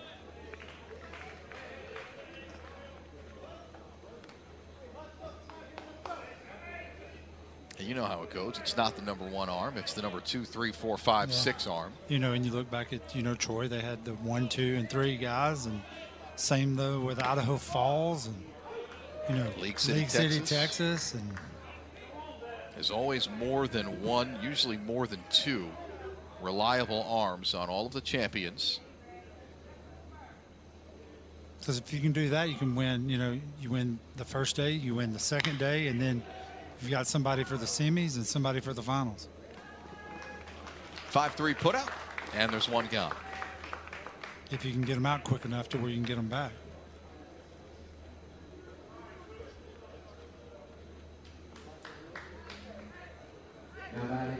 Vernick out to the bullpen to warm up for New Jersey. As Traco has run into a little trouble tonight.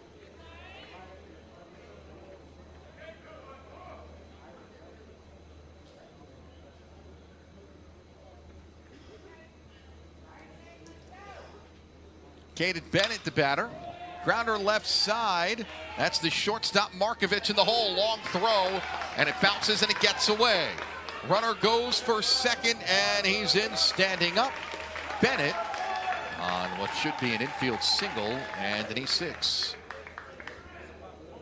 There has been several balls hit right there in that hole in this game. And those are tough plays, especially with the ball being wet a little bit. Would you advise the infielder hold the ball on that? Well, I mean, he's coming up throwing. I mean, a 7-1 game, maybe you go for it, but he wasn't going to throw it now. The only way there, the third baseman hopefully coming across and getting that ball, but I'm not sure if the third baseman didn't get in his way, actually.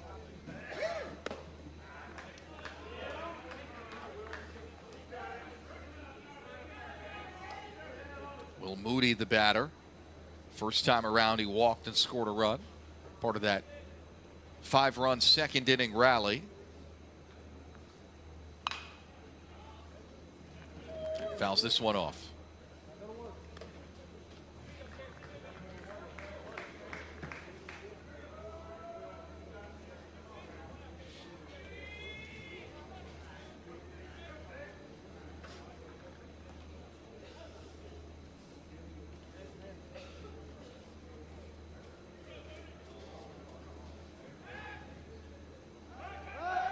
Pickoff play to second.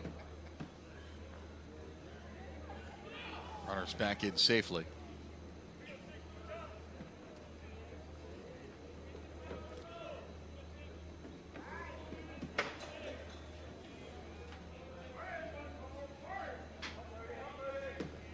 The 0-2 is chopped foul. Yeah, New Jersey, I tell you, they do a lot of different things, Phil. You know, second baseman breaking in and popping back, shortstop rolls in behind him and, you know, trying to catch him asleep or catch the third base coach asleep. Well, they're playing more games. You can see it in the front of that view. Line drive to third and snared by Nielsen. And the throw gets away, trying to double off the runner.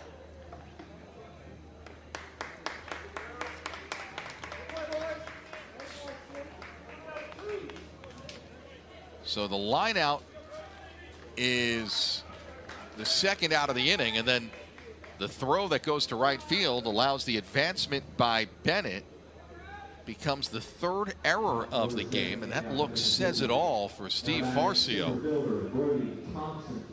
Third error committed by New Jersey. Yeah, and one you want to hold on to. There's been a lot of those today in all the games. Yeah, but we got 6 errors on the board up there in this game. You know, and that's the only reason that, you know, New Jersey has 1 hit, but they've had, how many guys have they left on base? Several, and they made a mistake running the bases on the, you know, on the squeeze. And tell you what it feels like. Kids come to the World Series. This is their moment. They kind of want to make a play. Yeah. And sometimes just eat it. Doing a little too much. Yeah. See the bottom of his cleat there. A lot of mud packed on that left shoe there.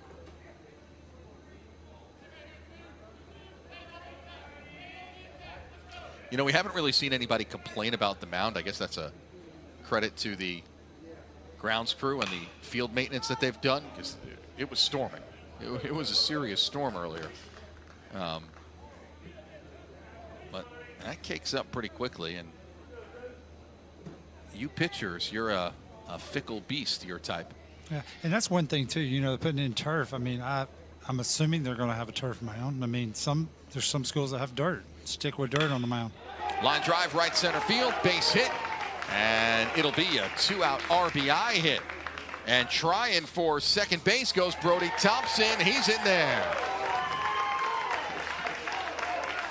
RBI double with 2 outs. 8-1 Mississippi.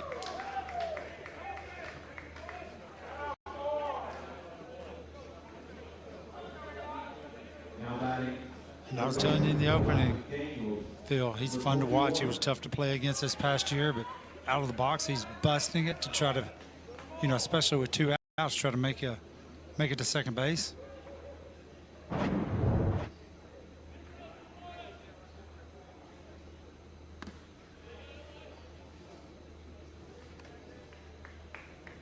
Eli McDaniels takes ball 1. He doubled last time.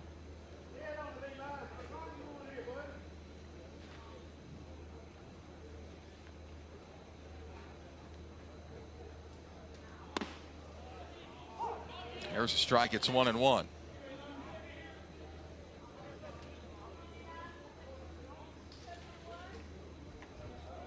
Daniels, a pair of RBIs in this game.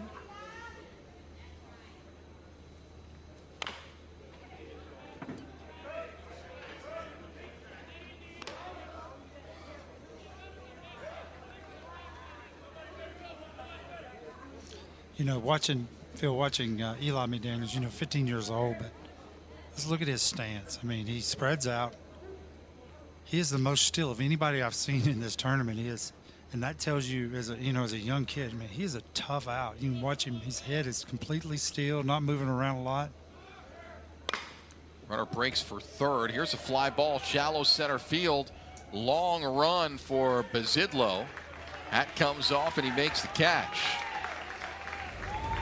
Well, 2 more runs are scored in the 3rd inning. It is now 8-1 Mississippi. And the first one, the leadoff solo shot by Colin Fleury. Mashes it the opposite way. 8-1 Tupelo, Mississippi.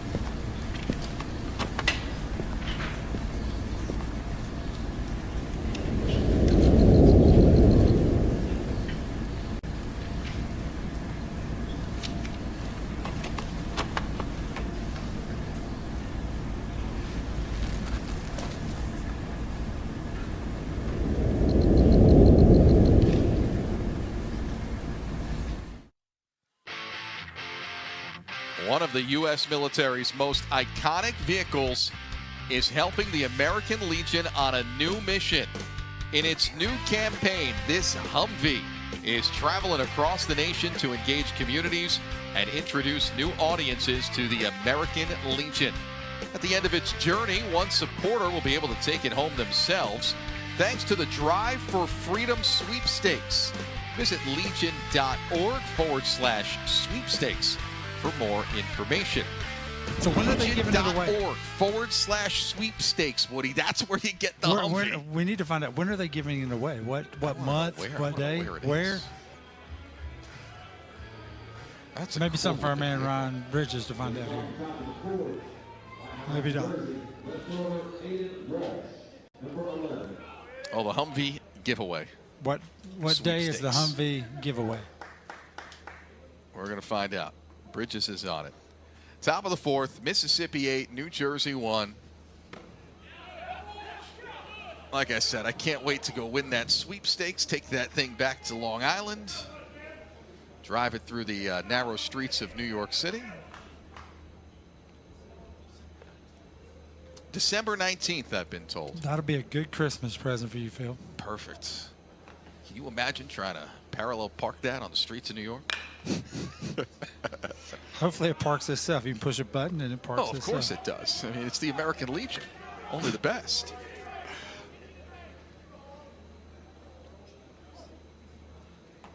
One and one the count on Aiden Walsh. How do we try to get this? How do we, for the giveaway? What do we got to do? Did you not listen? I did, but I got to think. You don't listen to a word I say. We sit here, we do all these games so together. You don't listen to a word I say. I got to see it. Legion.org. Okay, I'll do it tonight. I got it tonight. Sweepstakes. Legion.org/sweepstakes. I wonder how many times you can sign up for it. Legion.org/sweepstakes. We're going to sign up right now. We're going to get Bridges on this right now up here. He's already doing it.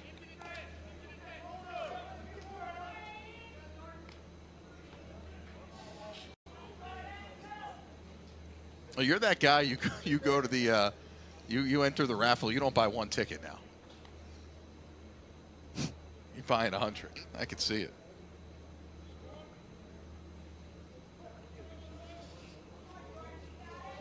Two and two the count on Aiden Walsh.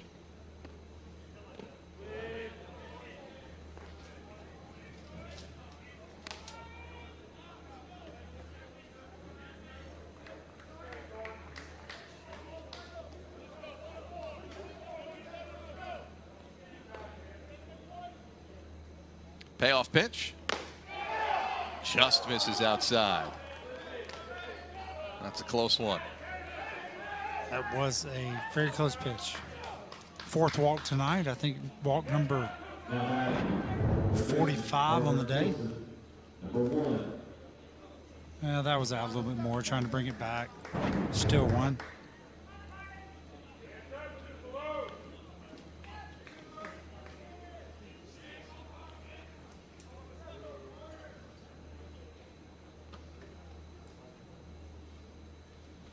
Carter Nielsen takes strike one. And I'm sure they're trying to, where are we at here? They're, pitch number 69. So they're going to try to, I'm sure, try to keep him under 80 for sure. Especially with an 8-1 lead. Yeah. And now if Evers stays under 80, this would allow him to come back. In the semis. For the semis, yes. If they make it. Which is what happened in the last game. With Florida, with Luke Broem. Took him out right at 79, right? Yeah. Line drive right field. Charging in comes Bennett. Makes the catch.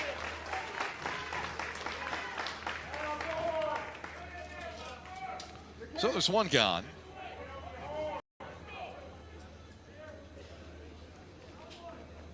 And the number is 80, right? So you have 80, you still qualify. But once you hit 81, then you have to have an extra day's rest. Your attention, please. Now batting, New Jersey, Chris Bozak, number 12. Strike on the outside corner to Chris Kozak.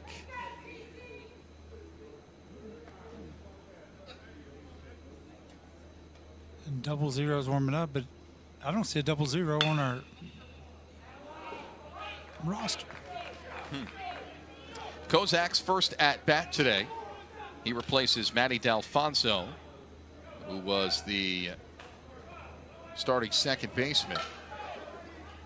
Kozak is the man who's off to move into Clemson and then come back on Saturday that we spoke about earlier.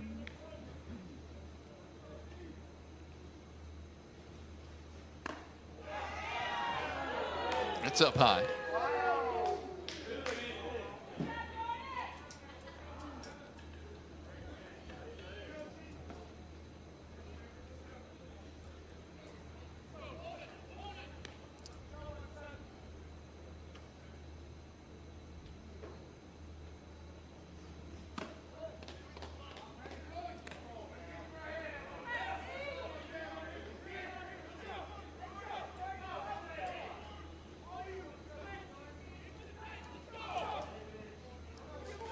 Two and two, the count on Kozak.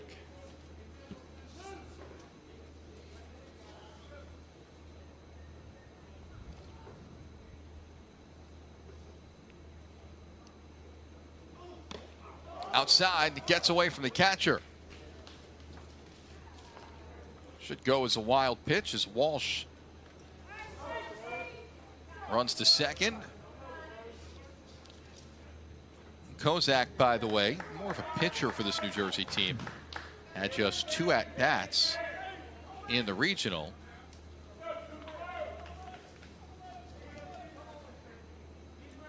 He looks like he can swing it a little bit.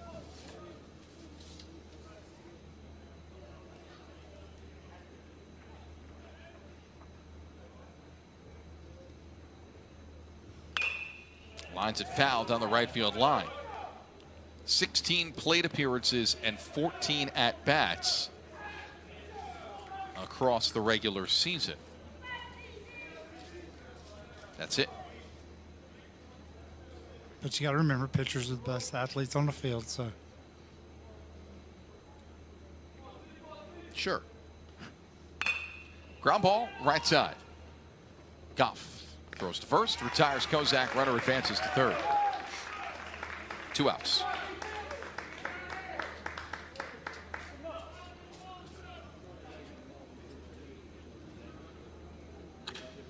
.78 pitches. I think this will be it for Evers. I think he's asking to know what the pitch, make sure it's right on the board.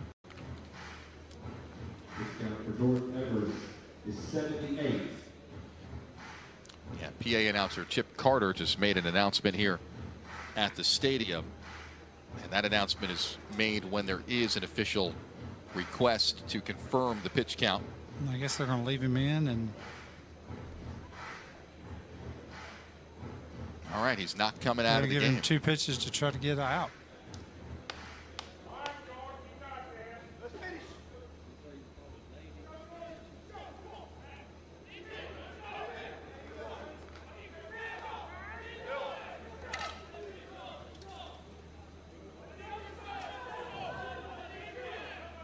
Okay. Again, he can throw 80. He can't throw 81, or he would have to take an extra day's rest. And pitch number 79 is low. If I'm Dylan Vernick, I'm taking the first 2 pitches no matter what then. Correct, I would too. Get him out. Get him out of the game. He's had a great night. See what I can do against the bullpen. And now they'll come back out.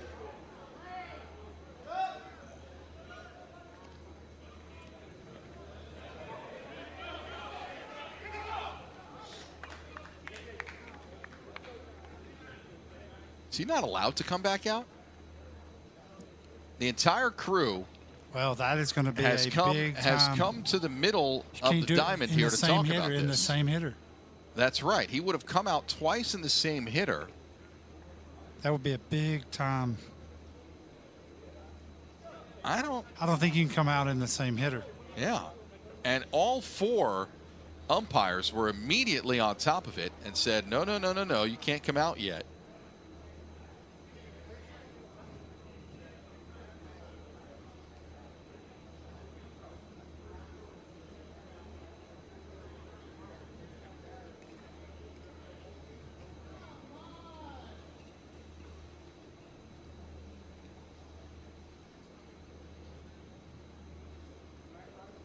I know in where I'm at, I can go out twice in the same hitter. Yeah, I think that's a fairly universal rule. I know there are different rules as far as if you overuse the mound visits or abuse the mound visits in the college game, that can actually lead to a managerial ejection. That's not necessarily the case here, but I think a pretty standard rule is you cannot come out on the same batter. So now Dylan Verdick takes 2 pitches. He's got a 2-0, and they just lost Evers potentially for an extra day. Yeah. The minute he throws this next pitch, he's now no longer eligible for a Monday semifinal if they get there. He would be eligible only for a Tuesday championship if they get there. And I wouldn't even realizing that he actually went out there on that hitter. I wasn't even thinking about that. Yeah, mound visit never happened. And now 81 pitches have been thrown. Ground ball to first. That ends the inning. Evers is fired up. And now we'll see if he comes out and throws more pitches. See if he comes out in the 5th inning. But for now, it's an 8-1 Mississippi lead.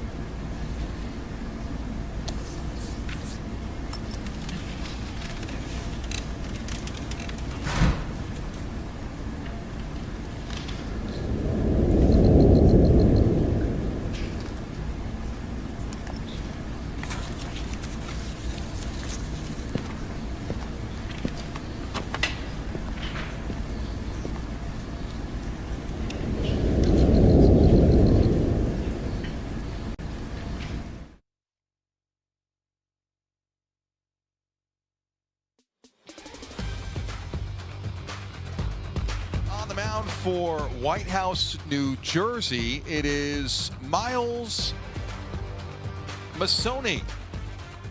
6'3", 200 pounds. The right-hander, who is a 2025 product, so has completed a year of college ball. Among the oldest that you could be to be eligible to play in American Legion baseball. His team is down 8-1 here in the bottom of the 4th inning, so he comes on after 3 innings for Jackson Trago. 9 hits, 8 runs, 6 of them earned a walk, and no strikeouts. He threw 74 pitches. So if New Jersey is able to pull out a couple of wins and find themselves in the semifinals, then he would be available on that semifinal Monday. But a weird sequence in the previous half inning in which Tupelo, Mississippi head coach Russell Bunch came out at 78 pitches to talk to his pitcher, Jordan Evers. They have an 8-1 lead, and it felt pretty comfortable at that point. Game feels pretty comfortable for them. Ground ball right side on the first pitch. Edmiston is retired. But it's something that probably, it don't come up during the regular season, and then maybe the state tournament it does, regional. Maybe the regional it does. But it's something you don't talk about or think about. You just happens. So he comes out at the start of an at-bat with his pitcher, Evers, at 78 pitches. He leaves the mound, lets him see if he can get an out in 2 pitches. The first 2 pitches of the at-bat are low, and the count is 2-0. That's 80 pitches. He's not allowed to throw 81, or he would have to sit an extra day. So they're trying to save a day of rest on the back end. He comes out for the mound visit, and the umpires wave him off and say, no, you're not allowed to mound visit twice in the same at-bat, which... It's pretty much a universal Pretty rule. universal at all levels of baseball. Great play right there. There's a great play by Markovich. And Wyatt McDaniels is down 6-3. Now, I'll give you an example, right? You coach in the college game. I have seen coaches, managers at the college level get ejected because there are different rules from the college game, for example, for number of offensive visits, number of defensive visits compared to pro ball. So there are different rules at each level as far as total visits. But I think it's a pretty standard universal rule. You can only come out once in an at-bat. So he probably should have taken Evers out at 78 pitches. He couldn't. And then on pitch number 82, there was a ground ball to first base. That ended the inning. So 2 things from this, okay, Woody? Number 1, I would think Evers comes back out now. Let him finish the game. I agree. Because you've already burned him until championship day. That's a very quick 1-2-3 inning. Also, other possibilities. Could you have intentionally walked the batter, and then now you mound visit on the next batter? End of 4 here at Shelby.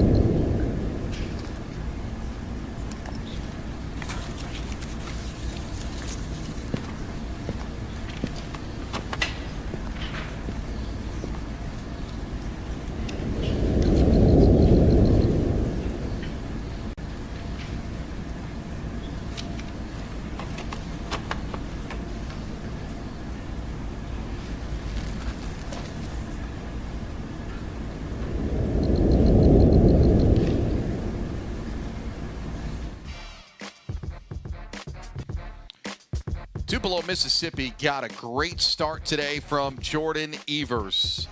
And his day is done. We questioned whether or not he would come back out this inning after throwing more than 81 pitches. But his day is over. But what a start it was, Woody, to open the Legion World Series for Tupelo, Mississippi. Yeah, no, I tell you what, he battled all day long. He probably didn't have his good stuff, but he battled and got through 4 innings and 1 hit, no runs, 1 earned, 4 walks, 5 strikeouts. I guess the big thing is that 1 run up on the board there for New Jersey. So 8-1 lead coming out and giving his team a chance to win. So the new pitcher on to try and seal off this victory is J.D. Whitaker, 5'11", 175 pounds. A recently graduated high school senior. Going to Pearl River, one of the top junior colleges in the country.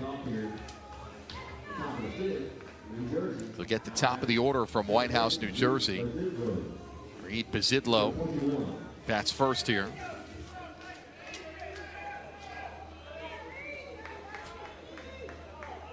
So I'm kind of confused now. As the pitch is fouled off by Bizidlo. And you're right, you could have put him on and you didn't have to worry about it. So when you get to the situation where you've thrown 80 pitches, the count is 2-0 on the batter. Half-hearted swing and a miss. It's 0-2. In theory, you could have intentionally walked the batter, not thrown the pitches, because the intentional walks are no longer actually thrown. It's just four fingers and the runner jogs to first. Right. Those do not count as pitches if they are not pitches thrown. And sometimes the situation gets, even as a coach, or situation gets quick and fast and you don't think about it.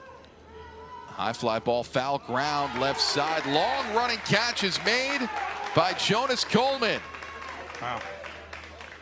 That's a tough play. Yes, we've seen some plays over where guys have flipped over fences and everything else. That was a great play. Full sprint into the sidewall. Not a lot of space there.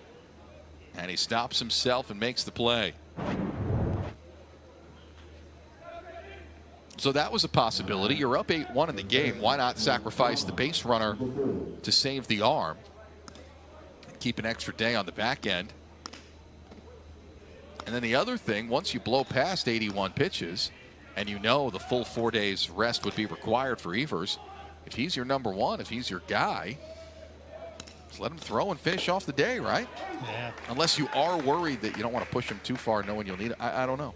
But now you're just using more pitchers that could be available for you later.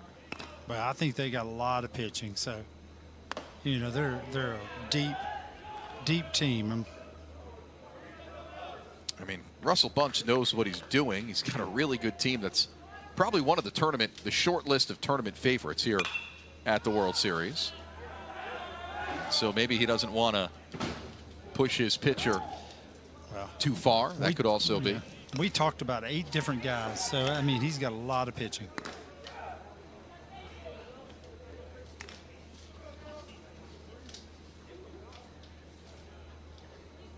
But it's, when you're out there on the field, everything's going fast. I mean, I would even sit there and think, oh, well, crap, okay, I'm putting him on. That counts as a pitch.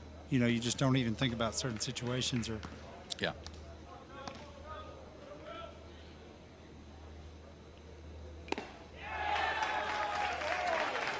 Strike 3.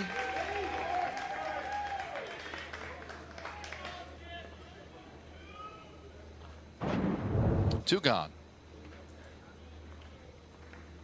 Good fastball, down and in. Owen Schilling, number 34.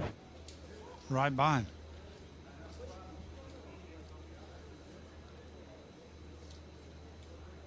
There's Owen Schilling, swing and a miss.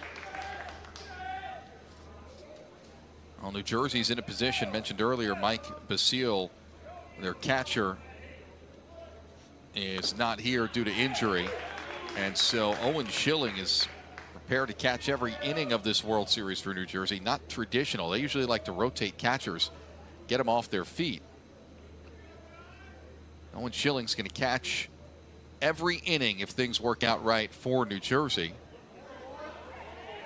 Even if they end up, and I posed both of these questions to Steve Farcio, even if they end up in a doubleheader situation, he may not have a choice, which most coaches try not to catch the same guy, especially in the heat of the weather down here in Shelby, North Carolina. And he would use a courtesy runner to get him off his feet as much as possible, even though he's a good athlete. Quick 1-2-3 inning as Owen Schilling, one of the good players for New Jersey, goes down on strikes, and a scoreless frame is tossed by the Tupelo pen.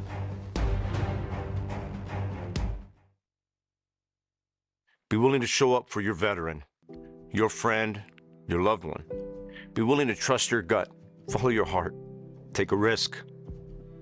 Be the one willing to ask, to guess wrong, to even offend another, to keep them safe, to remind them that they are valuable. If you know a veteran, be the one to reach out and make them a part of your life.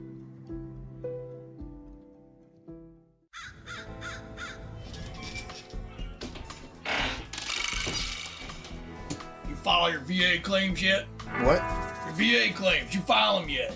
Oh, no. Well, don't worry, son. We got a guy around here that can fill out VA claims like a cowboy rides a Mustang. Yeah, when they drag their feet. We don't. Hey, here's to the Legion for being out, but not doing it alone. Yeah!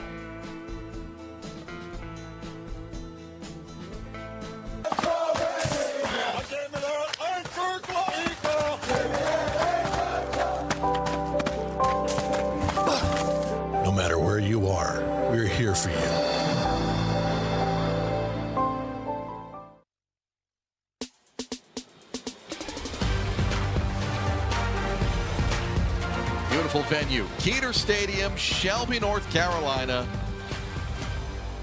A little less than an hour west of Charlotte. What time is it, Woody? 12:40. It is 12:40. It's early yet. This is just another day for you. You're a worker. 4 games today on the mic for Steve Woodard. I'm Phil Constantino. I have no excuse. This is only my second.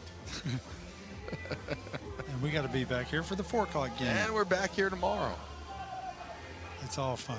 Well, this game was originally scheduled to start at 7:30 p.m. Everything was delayed nearly 4 hours after a rain delay at the start of the 4 p.m. game between Jacksonville, Florida and Portland, Oregon. And then the race to get this game started, first pitch happened at 10:52. Only 24 minutes between the conclusion of that game and the start of this game. Everything from the normal pregame process, the transition process between games, was abbreviated to get this game started before 11 so we could play this game today.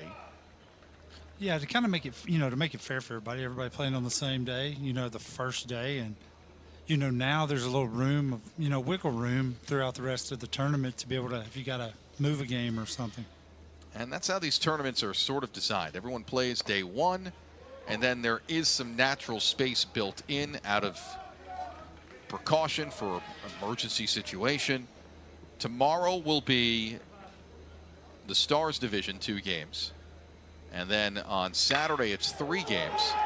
Here's a swing and a deep drive to left field. That's away, way back and gone. The second home run of the night. Colin Fleury. He homered to right, now he homers to left. 9-1 Mississippi.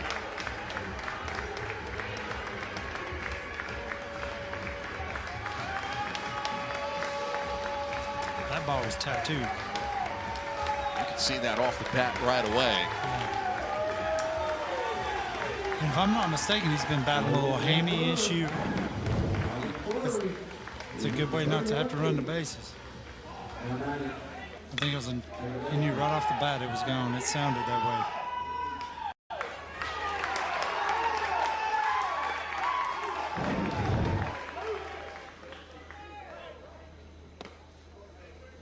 Home run number 4 on the Yep, day. he's 30, got 2 of them. And we had 37 last year, if I'm not mistaken. That was a record for the 7-inning era at the American Legion World Series, which is only since 2018. It used to be 9-inning games.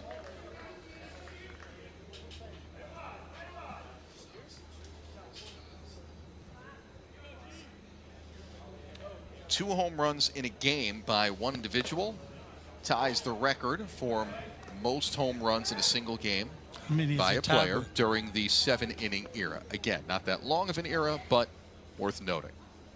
We're tied with how many guys? 3? Tied with 3 other guys, yep. Line drive down the right field line, and it sticks like a pitching wedge. So it's just a single for Cooper Kupp.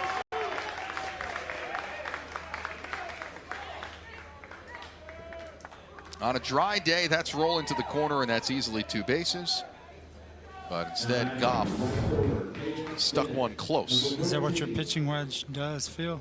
No, mine spins back. Come I on, got Woody. you. Well, that ball looked like it spun back a little bit.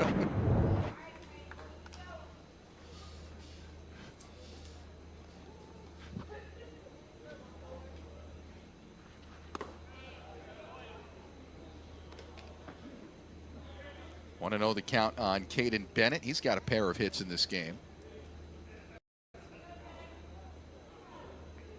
Keep in mind the run rule is 10 after 5. So Bennett, as the batter, nobody out in the inning, represents the potential winning run. Flares one down the right field line, but foul.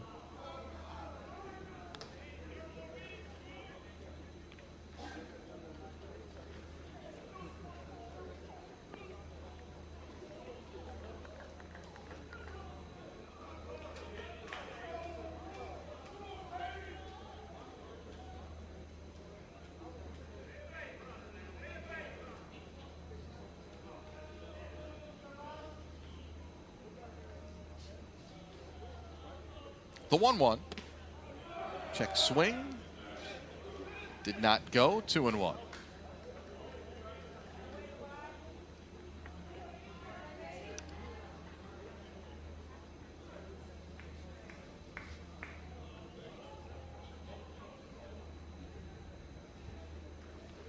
Swing and a miss. 2-2. We should have a good crowd tomorrow night. Yeah. Michigan, Florida. Yep.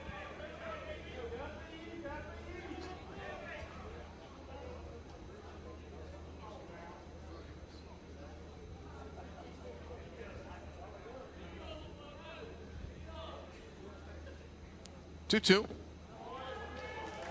Swing and a miss.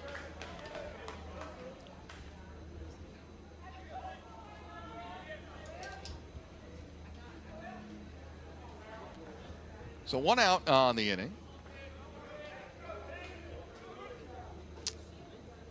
And of course on Saturday, Woody, is one of the great touches of this tournament every year, Military Appreciation Day, where all of these teams change out their traditional uniforms for the camouflage uniforms.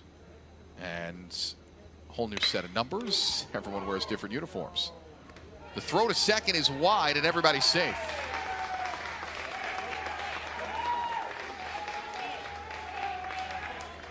Yeah, then if they don't play on Saturday, they're asked to wear them some other time. Yeah, some other time during the tournament. Traditionally happens on Sunday. Everyone gets one camouflage military jersey game here at the World Series. Good job fielding the position. Just didn't get on top of the ball to hit the shortstop coming across the bag. That's an error. 4th of the game by New Jersey. So fielder's choice for Moody. And Goff is safe on the E1. And now the potential game-clinching run is on first base for Tupelo, Mississippi. With the leadoff guy back up. And just 1 out in the inning.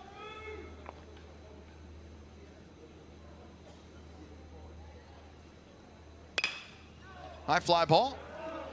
Down the right field line, but foul.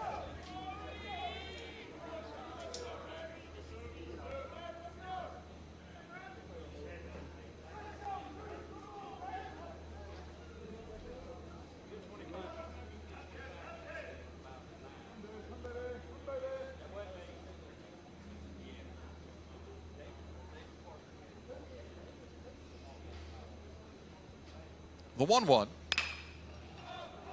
Sky high pop up, shallow right field. Long run in for Portman, makes the catch.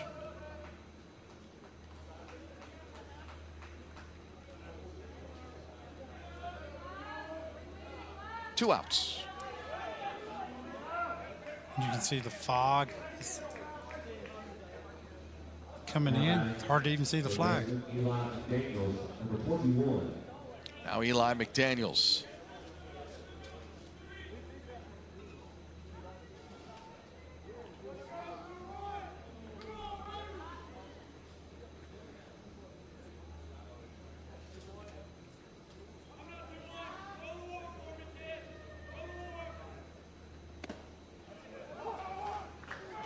There's a strike. McDaniels, double in his most recent at-bat.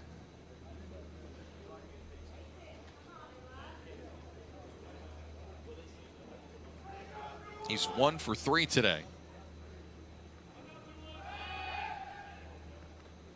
Pickoff play.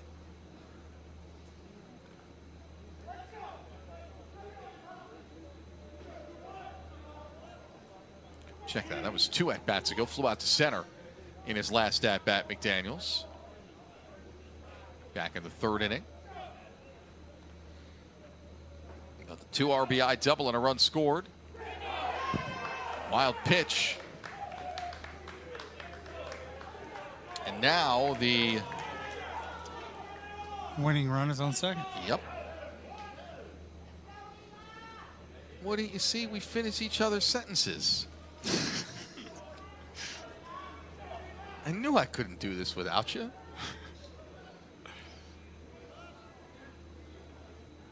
I'm buying the coffee tomorrow. Nah. You hurt my feelings earlier. You didn't like what I got you. Here's the 1-1. Swing and a miss. 1-2. Good pitch by Masoni.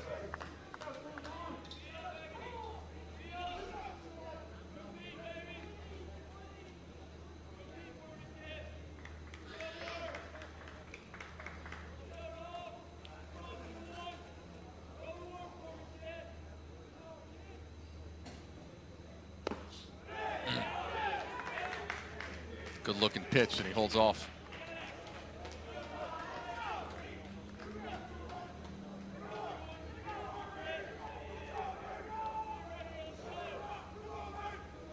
That's a great look right there.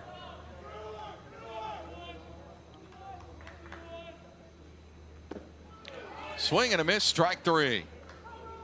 Throw down the first, and the side is retired.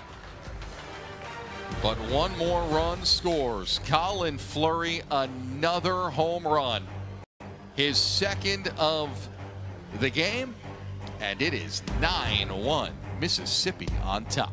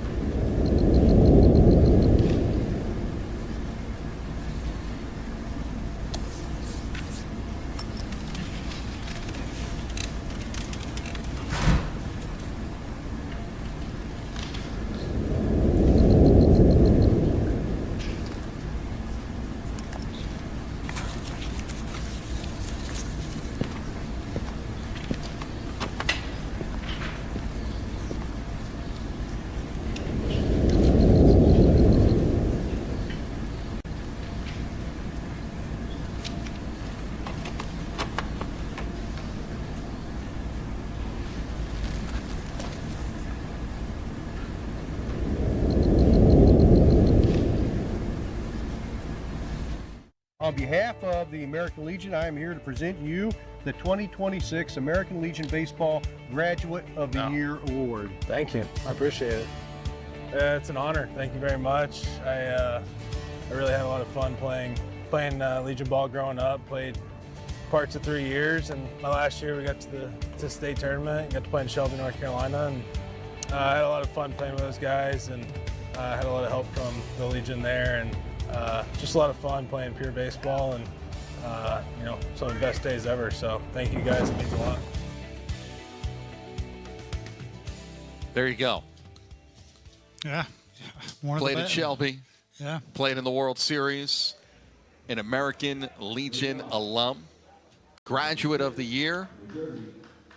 And the man who hit 60 home runs a season ago and is the first catcher and the first switch hitter ever to hit 60 in a season. Talks about so many guys talk about American Legion baseball. Some of the best days. I had so much fun playing. Well, you were an American Legion guy, and you have stayed very much attached to this organization. These are some in the generation after you in Major League Baseball, those currently playing in the league right now who played American Legion ball. And a couple of those guys, for sure, Hall of Famers. destined for the Hall of Fame. Harper, Scherzer, Verlander. And Verlander They're all retiring at the going. end of the year. Yep.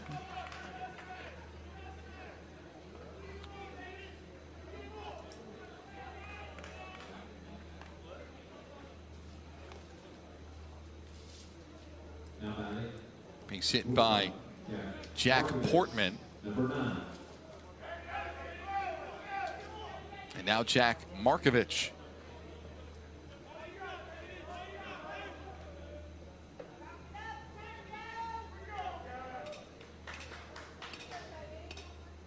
I think that hit him. Yeah, did. Grazed him on the shoulder. So a base hit and a hit by pitch to start this inning. You know, Woody, we talk a lot about your big league career. As we take a quick look. Left fielder, Aiden Walsh. Yeah, clipped him. You can see the ball change direction a little bit. Yeah. Run off the tricep. You know, we talk, we make fun of you a lot. We joke around because we love you about your big league career. But your Legion career, when you were playing Legion down in Alabama, as this is booted at third base by Eli McDaniels, and everyone is safe. Tell us a little bit about that experience, what that was like for you, what it meant to you. Well, I know the state you tournament. You were a generation, those guys that we mentioned, you were just a generation before them doing the same thing, living out the dream of playing in the major leagues. Yeah, well, I mean, it was very competitive in Alabama. There were so many teams, but at that time, the state tournament was at Patterson Field in Montgomery.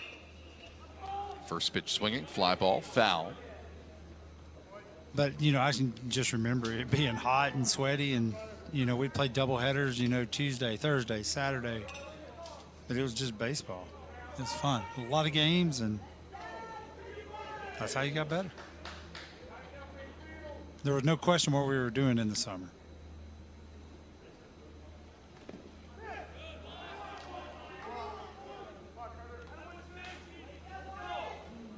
You know, I've been coming to this tournament now for 4 or 5 years or so.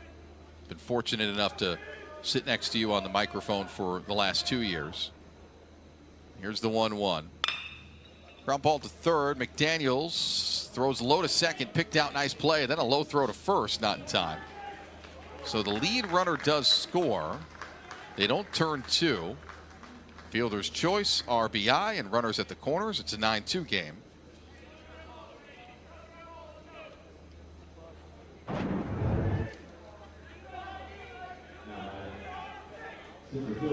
Nielsen gets the RBI. That was a great job picking their second. I mean, it could have been round and round. Second at bat for Kozak. But Woody, I was starting to say, and I've been around this tournament for a few years now, and I growing up on Long Island, Legion baseball wasn't that big in that area. In certain areas of the country, it's not as big as others. It was obviously very big for you in Alabama. So I wasn't so familiar with it when I was younger. Right. I have fallen in love with it at this tournament every year here at the World Series. Something that is pure, but the quality of baseball is high. It keeps getting better. And it keeps getting better. And I have to say, to me, people could talk about travel ball, different leagues. Babe Ruth baseball was big in the area where I grew up. This is the preeminent high school level baseball that I've seen. So, just my 2 cents from just a guy who talks for a living, who did not face Glen Allen Hill in the big leagues. No, but there was a guy, the guy that started, you know, American Legion baseball where I was at was a guy by the name of Reuben Sims. And ground ball is short. The tough play on the backhand. It scoots into left field, and it will score two. Carter Nielsen, the trail runner, comes around.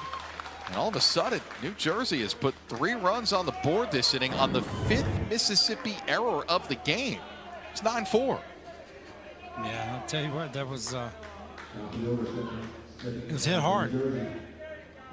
Right at him. It was a tough play. Didn't know which way to go, back, forward. But it's 9-4. So a runner at first base and 2 outs. Go ahead. You were telling us about.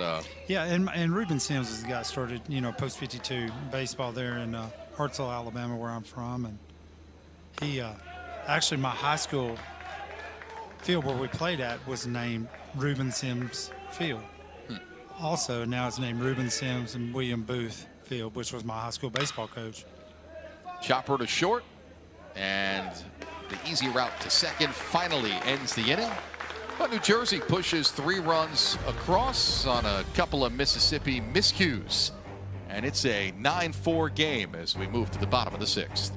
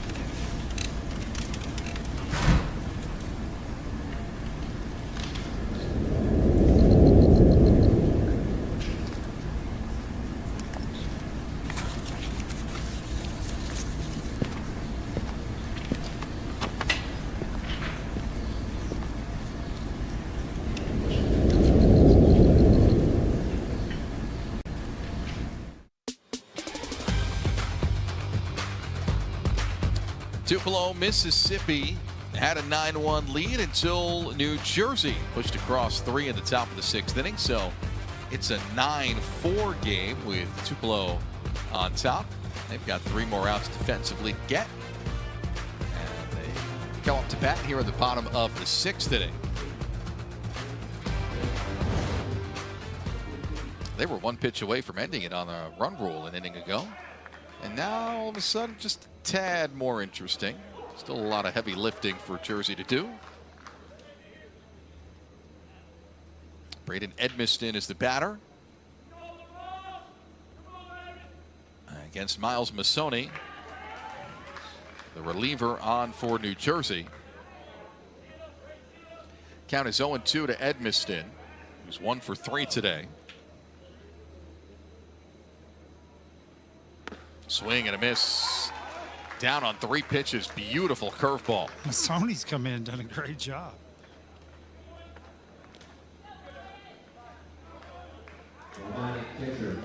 Good breaking ball here by Masoni. Nasty breaking ball.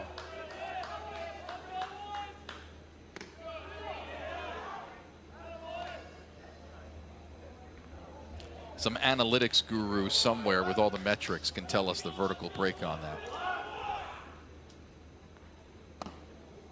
Swing and a miss. Bat slips out of his hand. Not the first time we've seen that today with the moisture. And it's 1-1. You don't strike me as a overly analytical guy when you coach your team. You know what you call that right there? Huh. A good curveball. I mean, seriously, though. I mean, high spin rate, tell you if you can pitch top of the zone or not, and be able to get by those guys up there. Part of what makes this level, this baseball, this tournament, to me, so pure is that, yeah, there's video, yeah, there's some of that, but it's not overkill.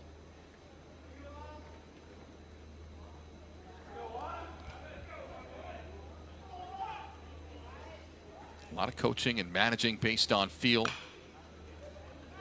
Baseball that we remember from back in the day, baseball we grew up watching. And there's been so many changes as modern technologies have infiltrated the game. Some for, I'd argue, for the good, some for the bad. Line drive, slicing down the right field line and rolling into the corner. And Wyatt McDaniels will turn first and into second, standing up.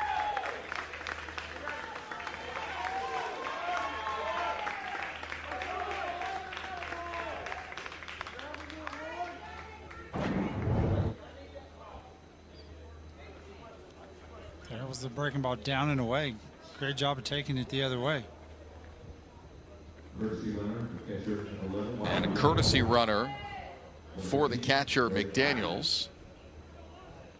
That's Jackson. Correction. Braden Lackey. Apologies.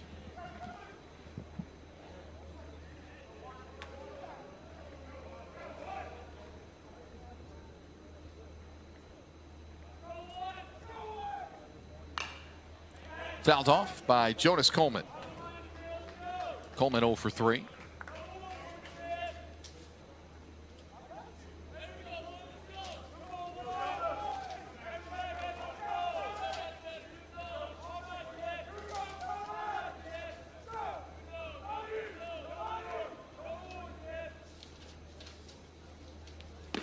Swing and a miss. Who's impressed you the most today out of all the teams? I mean, I know you didn't do the first 2 games, but I'm sure you were paying attention and watching. And I don't know. 11-2 by Michigan is hard to ignore. That's hard to ignore. Well, they done all the little things and made the plays. And we know they're well coached by Dan Cronkrite, who's been around and has been here many times.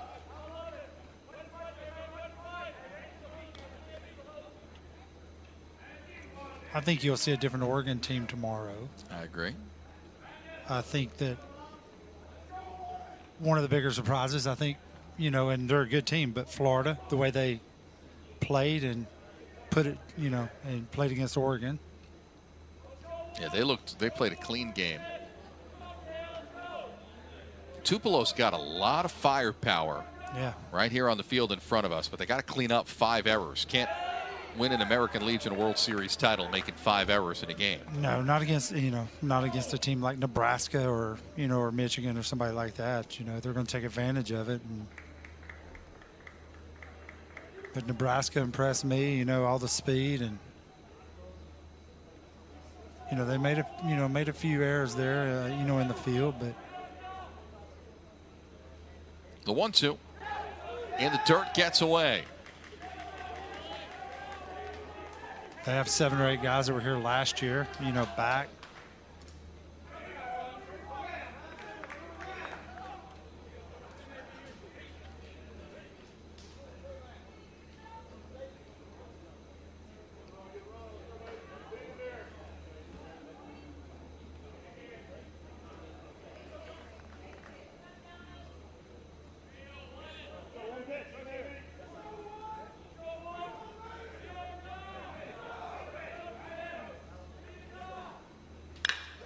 Line drive, left field. Down for a base hit. Could be more. It scores the run from third. Coleman around first, into second, beats the throw.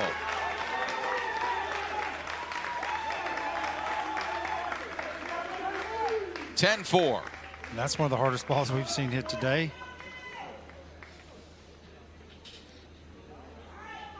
Now batting, designated hitter, Colin Fleury. That was a ball off the plate inside. He was able to turn on it.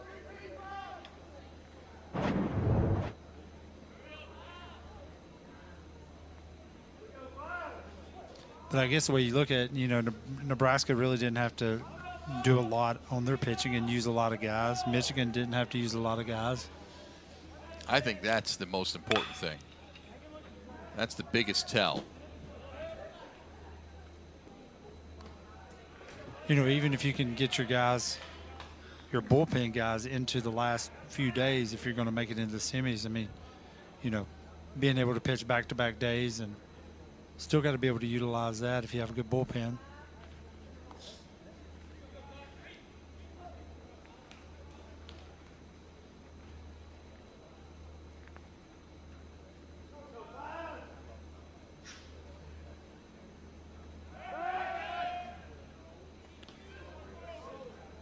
But it goes back to what Dan Cronkite, the Michigan coach, says: take care of the ball. Get an out when you can get an out. That's one of my big things. I always tell, when you can get an out, get an out. Do not give them extra outs.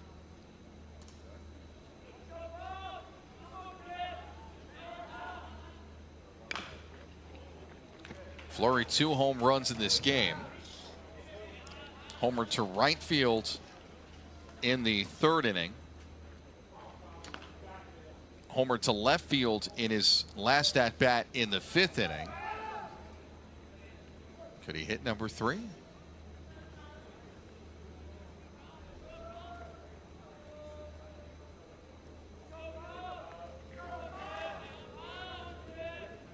A lot of attention being paid to the runner at second. Here's the 0-2. Fouled off.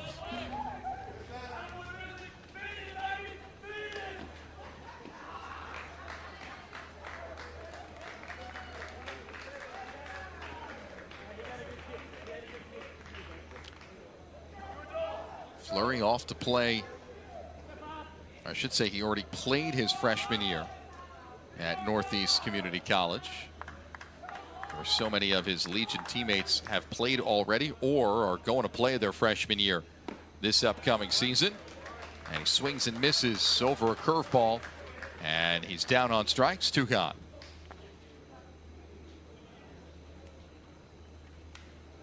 And he's going to take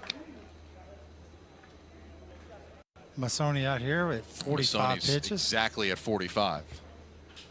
So this would preserve Masoni. Once he throws 46, he would have to have 2 days of rest. But by throwing 45, he only has to sit tomorrow, a day in which New Jersey does not play.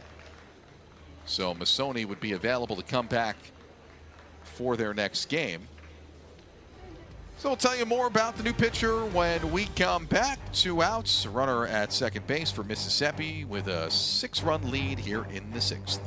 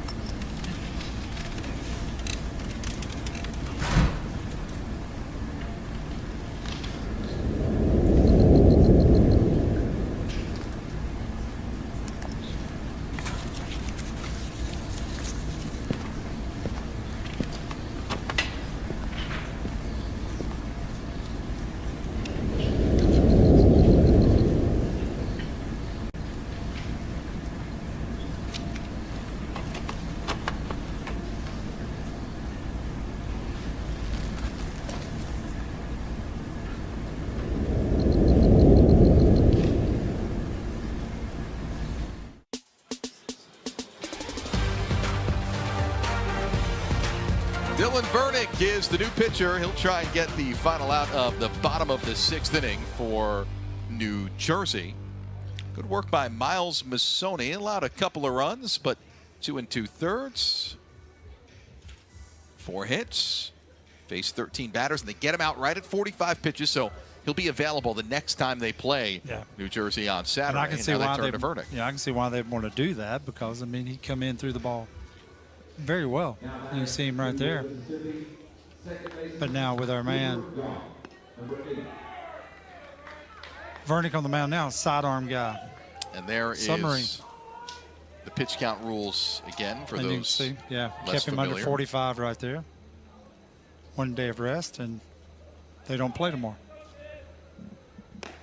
And 105 is kind of a soft cap, meaning that you can start the at-bat and finish the at-bat and go over 105, but then you'd have to come out after that at-bat. And I have seen that happen numerous times here at this World Series. Hit to third. And there's the final out of the inning as Cooper Goff is retired. To the top of the 7th we go. New Jersey needs 6 runs to extend it.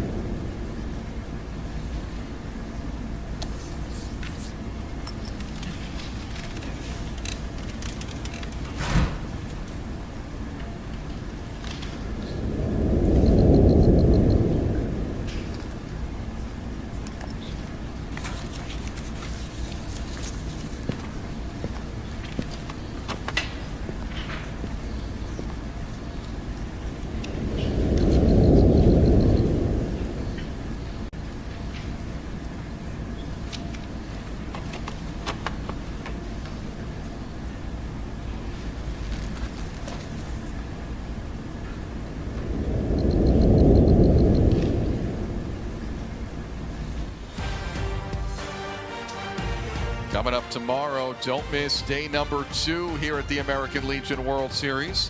4 p.m. Eastern, New Hampshire versus Oregon. 7 p.m. Eastern, Florida versus Michigan. Both games on ESPN+. The Stars division in action tomorrow. And you and I will be here for both of those games, Woody. If you wake up, I don't know, you sound like you're tired. I mean, I'm ready to go, man. We'll do it now. I had a full coffee that my friend Steve Woodard got me at the start of the game. I could do another one. Another game, not coffee. No.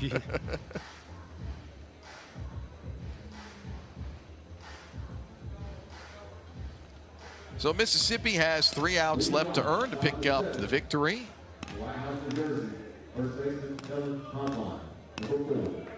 And J.D. Whitaker back on the mound, the relief pitcher, to try and close it out. He gets Kellen Comline first.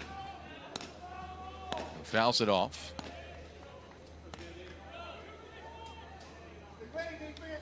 Comline.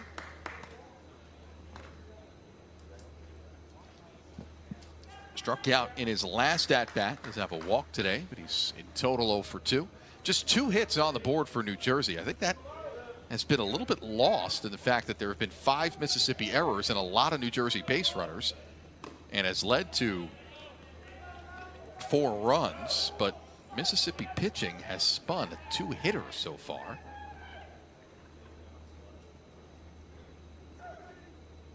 But there's been a lot of guys on the bases. You know, and you wonder how things would have been different for New Jersey. They're starting off, you know, on the squeeze in the first and some bad base running. I don't know that I've ever seen a 2-hitter with 1-1-2-3 inning. That's what we have here tonight. Soft liner toward left center, diving effort, and it drops in. Thompson can't get it. A base hit for Comline. Great effort by Thompson.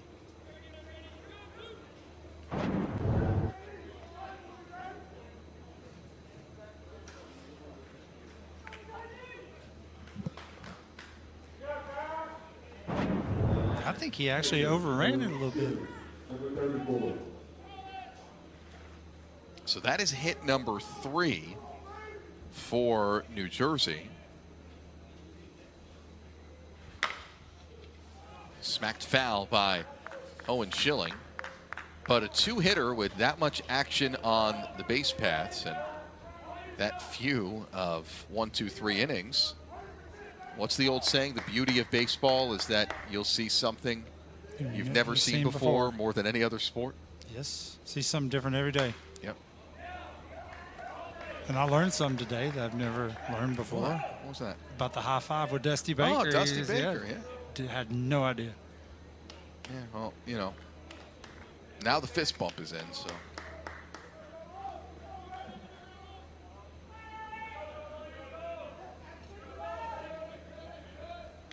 Six left on base for New Jersey, by the way. 3 hits, they've left 6 on base. How does that add up?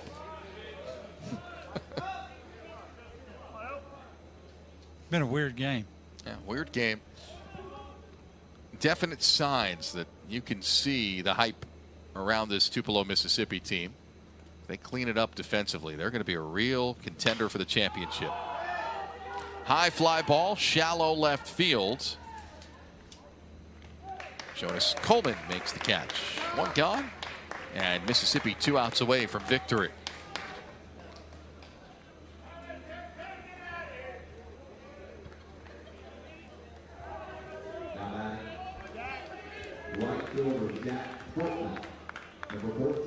You know, sometimes you thought you've seen it all in this game, and then you have an incident like the one that went viral the other day, the Red Sox-Blue Jays game, where the scoreboard was wrong and they had to use a time rule and a 4th out rule to allow a run to score.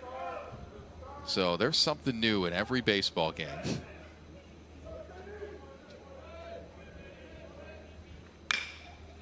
Deep drive, left center field, hit well by Portman, and it splits the outfield, gets all the way back to the wall. Lead runner gets to 3rd. So 2 in scoring position for New Jersey with 1 out here in the top of the 7th. Well, they're not giving up, Phil. Ball was well hit.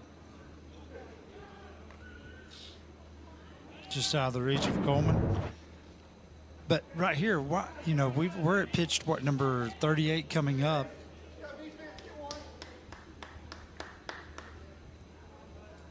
He's one of the better pitchers. I mean, you know, are we gonna, you know, if he keeps going here, we're gonna go 2 days, or you know, try to be able to bring him back. Whitaker out. Yeah. Yeah. Nobody's warming up, or.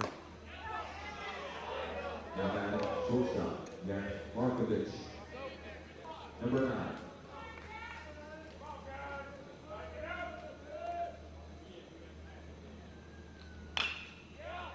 Chopped foul by Markovich, and the count is 1-1.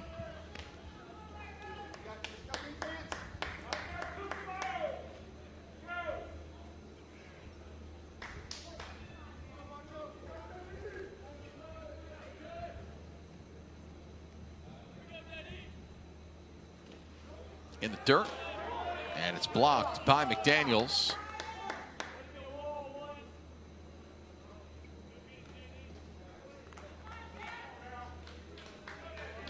Now the next pitch will be pitch number 41.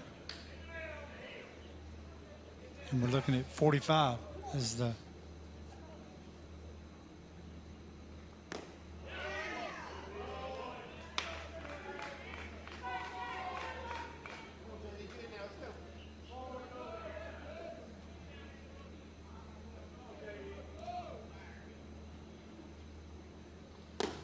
ball 4. And the bases are loaded. I've seen crazier things. Now batting, left fielder, 8 Walsh. Here's Aiden Walsh.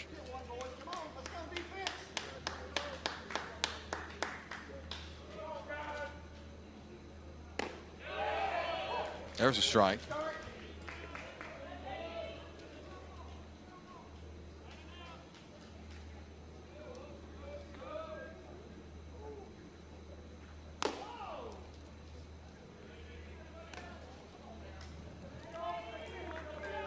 Walsh, a pair of walks in this game.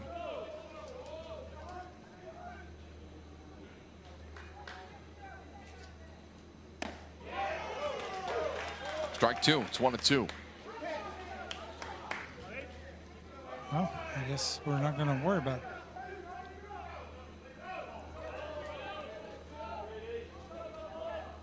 He's going over 45 pitches.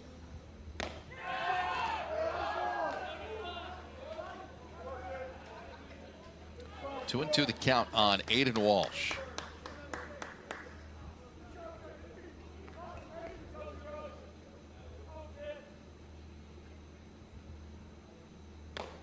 Three and 2.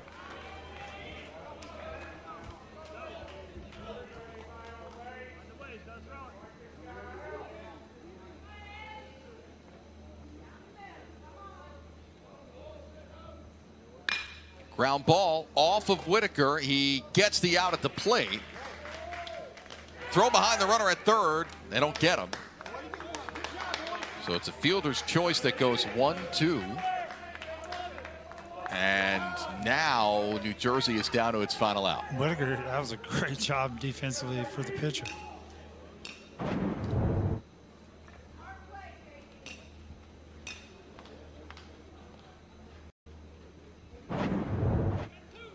Didn't put a lot on the throw. Almost didn't get the run. I don't know if he did it hit him in the hand when he was trying to field it, or did it hit his glove.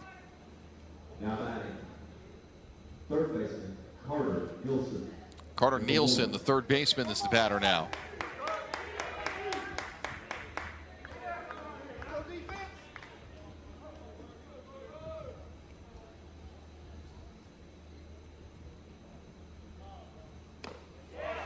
And over for a strike. Well, the next games for each of these teams will be on Saturday. White House, New Jersey will face Fairfield, California, scheduled for noon. This is fouled off, 0-2. And New Jersey is down to its final strike. And then game 8 of this tournament, 3 p.m. on Saturday afternoon. It is Tupelo, Mississippi versus Lincoln, Nebraska. That is the Stripes division.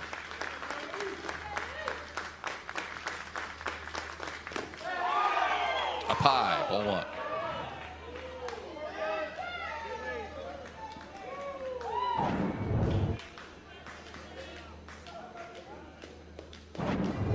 Just a bit high.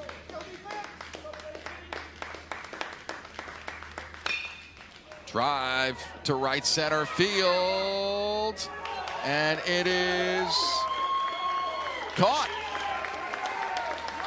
A great running catch by Bennett deep in the gap. A long run. He runs it down for the final out of the game. And that's how Mississippi closes out a 10-4 victory here on the opening day of the American Legion World Series. Look at this. I thought it was over his head. That was a great running catch. Yeah, he made the play. Wow. All of a sudden, we got a game if that gets down. You're exactly right.